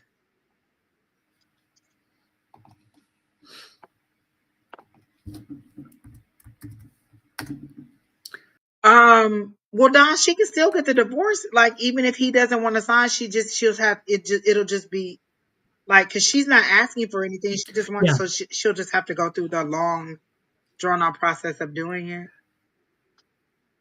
Yeah, yeah, you'll still get the divorce. It's a little more time consuming and frustrating. Yeah. But yes, it's So still keep doable. fighting. You're Mhm. getting there. You're gonna get what you want. And you're gonna be able to move forward lighter and healthier. And when you come back after all this is said and done, this seems a little bit further down the road. There may be a new Mister for you on the horizon. So come back and Oh, see about that. oh, They're not really showing it to me now. It's kind of like pixelating in and out, like it's something to come, and they won't show me the complete thought. But come back and we'll see if that. And I also don't want to get your hopes up and change your focus from where you're supposed to be focused on getting this done. So come back in a couple of weeks, and then we'll see if we have some new energy on that new person that's coming into your life. And right now, you may not even be thinking of that because you just want to get this done, and the last thing you want to do is jump out of one hot pan into another. So they may need to give you time to consider and to get used to being, separated from this person, and then give you the good news. But I do see somebody coming down the line eventually. mhm, All absolutely. right. So who's next, Mhm. Don? Or is this our we're at the 2 hour mark. it seemed to go by really fast tonight, Don. Maybe because we were on time. It did go by. You're right. It's 2 hours. Oh wow. Yeah. Maybe because we were on time. It could be. There was somebody who asked how to get in the chat, and I can't. They were on Twitch. You just post your question in the chat, and then we'll read your question. We'll take your question and read it for you if we're drawn to you. It was Lady Pal, Lady Pay, 11. Yeah, just post your question. Oh, I see. Yeah, I see. How do I join the queue? She Yeah. was asking. So Yeah. just post your question, and then we'll read you. Mhm.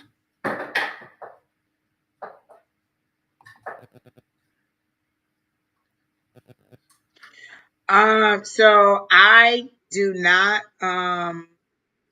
I make it a my own intention not to get into other people's energy without their permission. So without your dad here to ask, to answer, to ask, to tell me that it's okay to do that, I can't tell you about his relationship with his mom, because if he didn't tell you, then maybe he didn't want you to know. And it's kind of like reading his diary. You wouldn't want him to come to me and say, "Hey, tell me how my daughter feels about blah blah blah, or why my daughter's blah blah blah." So I make it a point not to get into somebody else's energy without their permission. If he's crossed over and he comes in and tells me, then fine.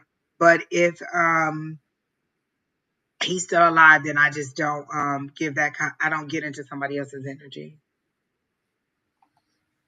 Yeah, it's like Okay. reading diaries. We just So a need general concept. read for you, I can do that for you, ma'am.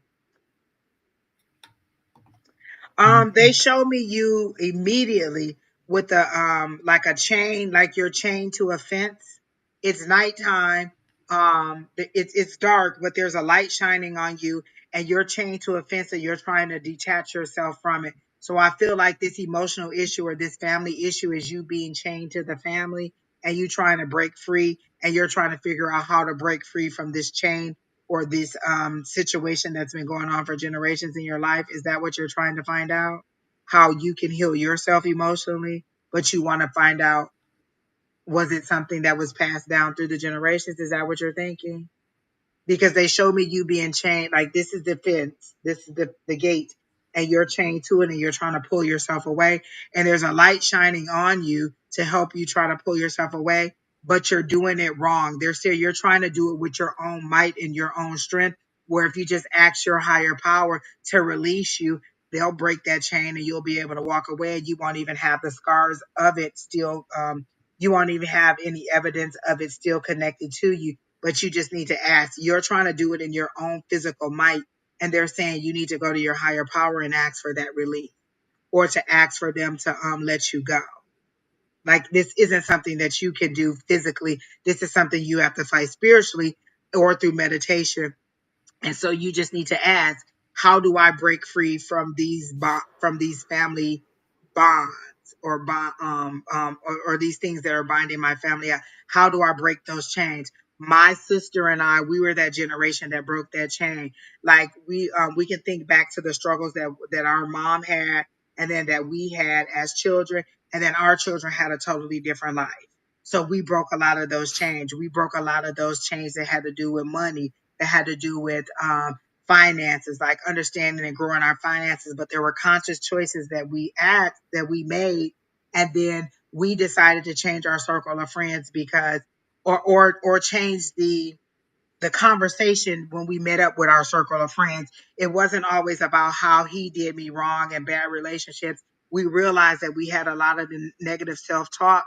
So we decided to change those conversations when we got together. And then the more you expand yourself, the more you grow. So meeting people like Don, who's taught me a lot about business, who's taught me a lot about, the metaphysical, who's introduced me to a lot of concepts and ideas that I just wasn't aware of. He's taking me to another level in things that I would have never experienced or never known about, meeting people, socializing and networking with people. So sometimes you have to change your circle of people in order to move away from what you were doing. It doesn't mean that you're alienating, you're just making it better for the next generation. So me having to go into debt to pay for my college education, my son is not having to do that because we planned better for his future, making sure he got scholarship, paying his way along the way so that now he doesn't have those student loans that I had. So breaking those things sometimes in our own reality, but getting guidance from our higher power saying, how do I do that? And so one of the things I talked about earlier, um, not curses. Everybody wants to say generational curses. All the examples that I gave you, not one of those things was a curse. They were just generational behaviors that passed down. Everybody wants to say generational curse. It's not a curse. It's just behaviors that we have to learn now. I'm going to tell you this story and I'm trying to make it as fast as I possibly can. There was this pastor on TV, that was telling this story, and this is probably just a little ditty that he told in church about his wife. His wife would make a pot roast or something that she would make, and she would cut both ends off of the meat and then put it in the pan and cook it. And he was like, "Oh, it's so good. Why do you cut those ends off? Does that make it taste better? Does that make it more tender?" And she said, "I don't know. My mom used to do it." So he went to her mom and asked her mom why she did it. And her mom said, "Oh, I don't know. My mom did it." So he went to her, he My went to mom did that it. mom, Yeah. and that mom said, "Oh, the pot that I had was really little, so I had to cut those pieces off in order for it to fit in there." So something that she had to do out of necessity, which was cut the ends off for it to fit in there, they kept doing generationally because they never understood why it was being done. So they didn't need to do it. They just never asked why. So they were carrying on something, a tradition that didn't need to be done. And so that's what's just happening. It's sometimes you're carrying on a tradition that no longer needs to be done or no longer fits your lifestyle. Had they just asked, they would have known they didn't need to cut those two ends off. They just did it because their mother did it.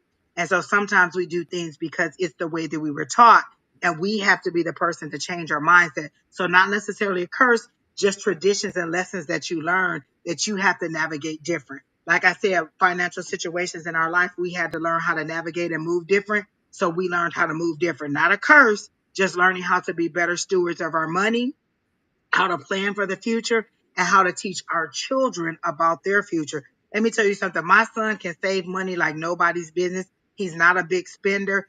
He and my nieces, they are very good at saving money. Me at 18, every dollar that I had, I consumed. I wasn't saving nothing. But they have learned to be better consumers of their money. And so, not a curse, just changing our generational lifestyle and the traditions that we learn. Letting go of things that no longer serve you. Exactly. I say it all the time. I post it all the time on Facebook. Release those things that no longer serve you during the full moon. You can release them at any time, and like they say, they're already going to leave. This is you just giving them permission to go. I release everything. I release fat cells. I release my mindsets. I release thought processes, things that are no longer serving me. Anything that's no longer helping me to move forward, but that's holding me back. Those are the things. And don't try to work on everything at the same time. If it's finances, work on finances. If it's emotions, work on emotions, or take one thing at a time. If you try to do it all at the same time, it's going to be overwhelming. If I had to build a car and I thought about the finished product versus just getting it started, I would never get it started. You have to start somewhere. And so you're building, building, building, building. Don't think of the whole big picture. Go to your guides and say, what's my next move? What's the one thing that I need to focus on? I ask my guides every single day, what do I need to focus on today? What do I need to focus on this month? What do I need to focus on this week? And then allow them to walk me through it. And then I check those things off that they are accomplished. Reveal to me what I need to work on in myself. What's the first thing that I need to heal in order to move forward so that I can see that the progress is happening? And then write it down so you can see your progress, because a lot of times we'll think, oh, well, I haven't made any progress, but you'll be like, well, you said you wanted to pay off a bill, and so you paid off that bill. Oh, that doesn't matter. Yes, it is. It's an accomplishment. I paid off that bill, and then I paid off the next bill, and then I started to save money, and then I had money for travel, and then I had money for this. And so it all started with paying off that one bill, one thing at a time.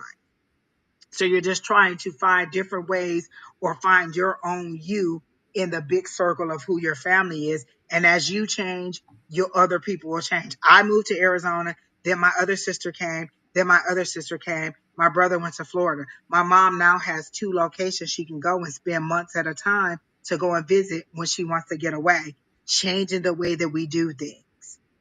We're trying to take our mom on her first international trip. She's been here 70 years. She's been to Mexico, but we want to take her on a big international trip, like across the seas, And so we're trying to get her out there and do things that she's never done or that my grandmother never done. And so it's just making small changes to change your life, and then it trickles back to the other people because they see you doing stuff. One of the best things that my brother ever told me was, because we're from Flint, Michigan, and there was a lot of strife going on. He said, had you not gone to college and gotten a degree, had you stayed here and just had kids and babies, we might have just stayed here and just had babies. But we saw you leave, so we all left. One decision changes generations. That's all you have to do. You don't have to make big, sweeping, drastic changes and make a big speech and tell the whole family that you're changing and that everybody needs to get themselves in order because you're getting yourself in order. Be the example by just doing it and them seeing the person that you are. So that's what I got for you, lady. Is it Lady Pat? What is it, Don? I don't even know what that says. So you're right on the road to where you need to be. Stay focused. Yeah, she actually said a little earlier, she kind of diagrammed the name out. How was it? She said, let me see it here. Because she said she kind of diagrammed it so we could understand it, but I did not register it in my head. Oh, Lady Maybe it's too far. Elias Athena. What? All right, I like it. I like all of it. Oh, there it is. Yeah. Lady Pallas All Athena. right, all right. Pallas. I'm like, okay. Now it has to roll off the tongue. I get it, Lady Pop. Got it. That makes sense. I like it. See, even you changing your name to something like that shows the strength in your conviction of who you want to be, where you want to go. You're thinking in a way that other people may not have thought or may not even understand why you chose that name. There's a specific reason why you chose that name. You may not know it now, but there is a reason why you chose it. It's pointing you to your future. You decide, and sometimes that means separating from your family to bring them with you. Remember, I'm the person that moved here all the way 3,500 miles or 3,000 miles from where I grew up, and look how much of the family that came with me. So you be that spark that gets everybody else a flame, that starts the flame that everybody else follows. Lady Pallas, I have a question for you. My question comes to a grandmother. Is your mother's mother on this side or is she on the other side? And was she from like a European extraction, Greek or something? Was there something like Turkish or Greek or somewhere in that part of the Mediterranean? And again, the first question is she on this side or the other side? That's the first question. Because there is this woman who is coming in your dreams. She's visiting in your dreams, and I don't know if you my mother has passed on. She is Asian. Okay.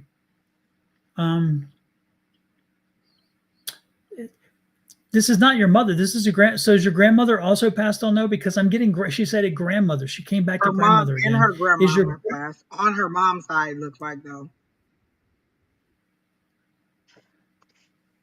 My mother. Oh, I see. My mother's mother is what she meant there. Is that how that reads? Okay. So because she's coming to you in your dream. She's been coming to you in your dreams. Have you paid it? Does it register in the morning that you've had the visitation? And if not, what are you doing to help yourself remember in the morning? Because she's visiting with you and she's been talking with you.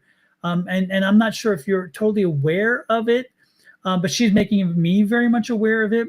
What I would suggest to you is that before you go to bed this evening, because if she is here having this conversation with me, she definitely is ready to come to you this evening. Make this statement clear to you and to your spirit guide. Say it as like I'm talking to you. Speak it out. Don't just think it in your head. And say, spirit guides, help me remember tomorrow what I learned tonight. Okay? Make sure you bring that energy in. Spirit guides, help me remember tomorrow what I learned tonight. And when your grandmother comes in this evening, don't be surprised in the morning that you remember. Now, as soon as you wake up, the first thing I would do before I go to bed, I would put a paper and pen beside the bed. If you have a journal, that's even better, whatever. And as soon as you wake up in the morning, make sure you write down whatever images you're getting, whatever you felt from the night before. The images are important. This is her way of communicating with you. She could actually visit you and as well, and you may actually see her and hear her, but she may give you images or flashes or vignettes or something like that. Make sure that when you wake up in the morning that you write them down immediately, because again, you cannot guarantee they'll stay with you all day and you don't want to risk that. So as soon as you wake up, write them down. But she's coming to you, and she's been coming to you over the last few weeks because apparently you've been asking or you've been needing help from somebody, and she has been there, but you don't it doesn't register that you're getting her input. And so again, she's coming to me to tell you hello. She has been coming to you, so please find a way to listen to her. You may want to also check out my I have a meditation video which will work maybe wonders for you here. And this is to meet the loved ones who've crossed over. This is a guided meditation. You have to do it 2 or 3 times before it really takes hold. It could happen sooner, but if you're good with visualization, if not, it may take you more than one time. But this will help you to also sit and meet your loved ones on the other side, this guided meditation. But again, even without the meditation, tonight, again, she's here for a reason. Tonight, please have that voice and say, please, spirit guides, help me remember tomorrow what I learned, what I received tonight, and make sure that you have that something beside the bed so you can do it, because she really does have a message for you and she wants to communicate with you. So please be ready for that. Okay. Yeah, this is yeah, you don't remember dreams, and that's the problem, is because you're not telling yourself to remember the dreams. So yes, say it out loud and say it like I said it, or something even close, whatever makes sense to you. But and then in the morning, make sure you write. Okay, that's super important. Stop saying I don't remember any dreams. Say I'm getting better at remembering my dreams. That is the one thing our mentor told us to stop saying I'm not good at, or I don't blah blah blah. Change it to I'm getting better at Yep. remembering my dreams. And if you don't remember them, then go ahead and say, when you wake up in the morning, just say, is there anything from my dreams that I need to remember? And then write that down too. But also, I was going to say, if you needed some kind of physical representation, buy a dream catcher and put over your bed and hang it like on your headboard or by your bed or something. Mhm. That may also, sometimes people need some kind of physical representation to help them to believe. So buy a dream catcher and put by your bed, or just, um, hang it from your bed or something like that. And then also, I have a playlist that I listen to some nights when I just need some really good motivation. And Don's meditations are in my playlist. And so it'll give me all these different playlists that'll tell me things, that'll help me to go to sleep. And then Don's meditation comes right about the third one in there. So I'm already in rapid eye motion. And this is only speaking to my subconscious. So it's really getting cemented in there as he guides me through this little meditation. And then when I wake up, it's a totally different story. Another way that you could do this is you can also write in your journal to that loved one. When I wanted to hear from my cousin, I wrote to him in my journal. Instead of writing just Dear Diary or whatever, I wrote Dear Waddell, and I wrote to him. And shortly after, he started coming to me in my dreams. He also started coming to me in mediumship wise, but also just say I'm getting better at remembering my dreams, and you'll get better at remembering your dreams. And then just write them down, even if it's a little thing like I just kept seeing something red. You never know, later that red could turn into a red car, or it could turn into a red stop sign. It could just be the shadows of things or the beginnings of pieces of things. And the next time you go to sleep, you'll see that, oh, it was a red stop sign, or oh, it was the red car, or oh, it was a red balloon. If you've ever watched Medium, and that is a very good show to watch with Alison Dubois, it comes on Tubi, I think, also. If you notice, when she was helping them solve the crimes, she didn't get all her dreams at once. Like, she didn't get the whole murder at once. She would get a little piece of it. Maybe she would get the dead body in the park that it was in. And then the next day she would get how they died. And then the next day she would get the person who did it. And then she would get something else. So her dreams came piece by piece by piece. They didn't come all at one time. She didn't just see the whole murder scene and just go in and be like, hey, this is what happened. She would see piece by piece by piece. And then she would help them walk it out. And they had to trust that her dreams were real. Sometimes she was wrong, but most of the time she was right. And so that's a good show to help you with thinking about with dealing with your dreams also. She would sometimes jump up and just write down, like she would see like a license plate and she would get up and she would write it down quickly or something like that. So those are all good ways to help you to connect with your loved ones and to um remember your dreams, but definitely try that meditation. And like Don said, you may have to try it a couple of times. And Don won't even be offended if you fall asleep Nope. because his voice is so relaxing. It helps you to go to sleep. And remember, Don is in the middle of my playlist. So he comes right in while I'm in rapid eye motion. Go ahead and subconsciously talk to me. And then there you go. I'm dreaming about my loved ones. And boom, there it is. So that's what I got for you, Miss Lady Palace Athena. I love that now that I know what it means. Perfect, perfect, perfect. And they keep showing me like a little diamond right here, like a little purple stone right here on your what they call this, your third eye right here. So there is something right here, maybe you're being you're kind of being able to see more on the other side, or that's gonna open up now that you're giving it permission. You can also give your grandmother permission or your loved one permission to come and talk to you. Sometimes they won't bother you because they're afraid that because they may think that you're afraid of them. So you could give them permission. Hey, grandma, if you want to come talk to me tonight, come talk to me. Show me this in the dream. Show me that in the dream. I need your guidance on this, or mom, or whoever it is that you want. Give them permission to come into your life and help you out. I remember my dad, because we didn't have a great relationship when he passed. When he came up in mediumship class, he asked the person, could he to ask us if he could just watch us, if he could just be around our life and watch us, like not. And I told him he could only be a part of our life if he was going to participate. Like if you see me about to stumble and slip on a banana peel, let me know that there's a banana peel, or move me out of the way, or move the banana peel out of the way. Don't just watch me fail. You got to be a part of my life, and you got to be a part of it in a positive way. So yes, you can be around, but these are my conditions for you to be around. So you decide how you want that person to be in your life and give them permission to be in your life in that way. So I Absolutely. hope that helps. Thank you, Super. Kelly. Well, Miss Angie, we've been on for about 2.5 hours. I think we're about ready to get off of That here. was so good, Don. I loved it. I was supercharged tonight. And the Yeah. messages were just coming and coming and coming. And I always ask them to send us people who really need a reading. And I feel like we got some good readings out today. And some new folks, which I like too. Good energy. I love that. Yes. So And send your remember, people folks, over, people. exactly. And remember, folks, it's your energy that comes in and helps us to do what we do. Without that energy, we can't do what we do. So thanks for opening up your energy to us and letting us tap into that. That's super important. And if you didn't get a reading tonight, come back next week or come back tomorrow morning. Tomorrow morning, I'll be back on with Miss Shauna. And so, again, if you don't get it tonight, come back tomorrow morning or come back next week about the same time.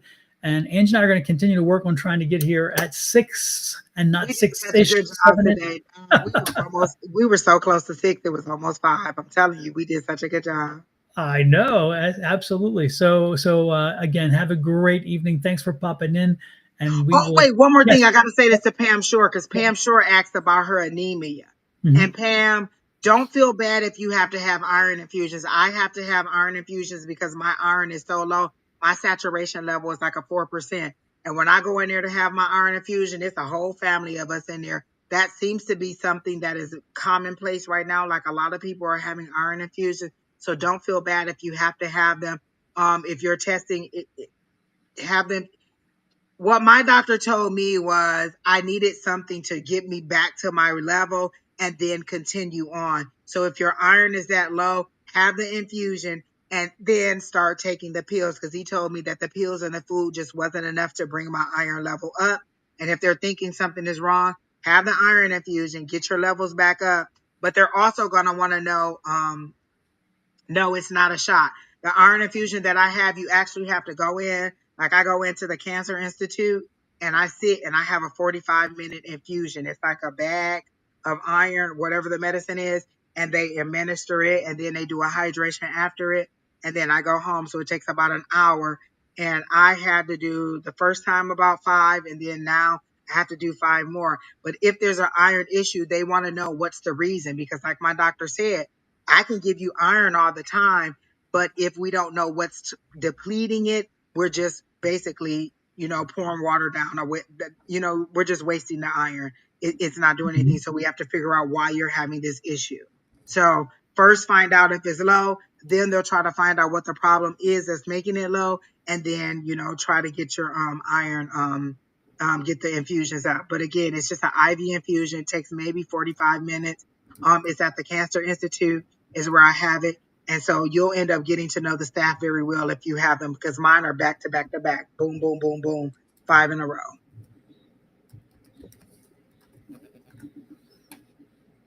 Yeah, you're right, misunderstood. You have to figure out what the underlying cause is and what's making you be low in your iron. Mm-hmm. Absolutely. All right. So that's it, Don. Now we can. I'm sorry. I just didn't want to miss her, and I'm so glad she showed up, because I was like, it's one more person, but I couldn't remember who it was. So that's who it was, Miss Pam. Absolutely. All right. Well, again, everybody have a great one. We will talk to you next week, and I will be back on tomorrow morning. So watch and enjoy. And we're going to go out with, again, my song, mine and Angie's new song, with a video that's temporary, because we're going to have to find one. But this is it. See you later. Have a great one. An amazing weekend. Love, light, and blessings. Bye.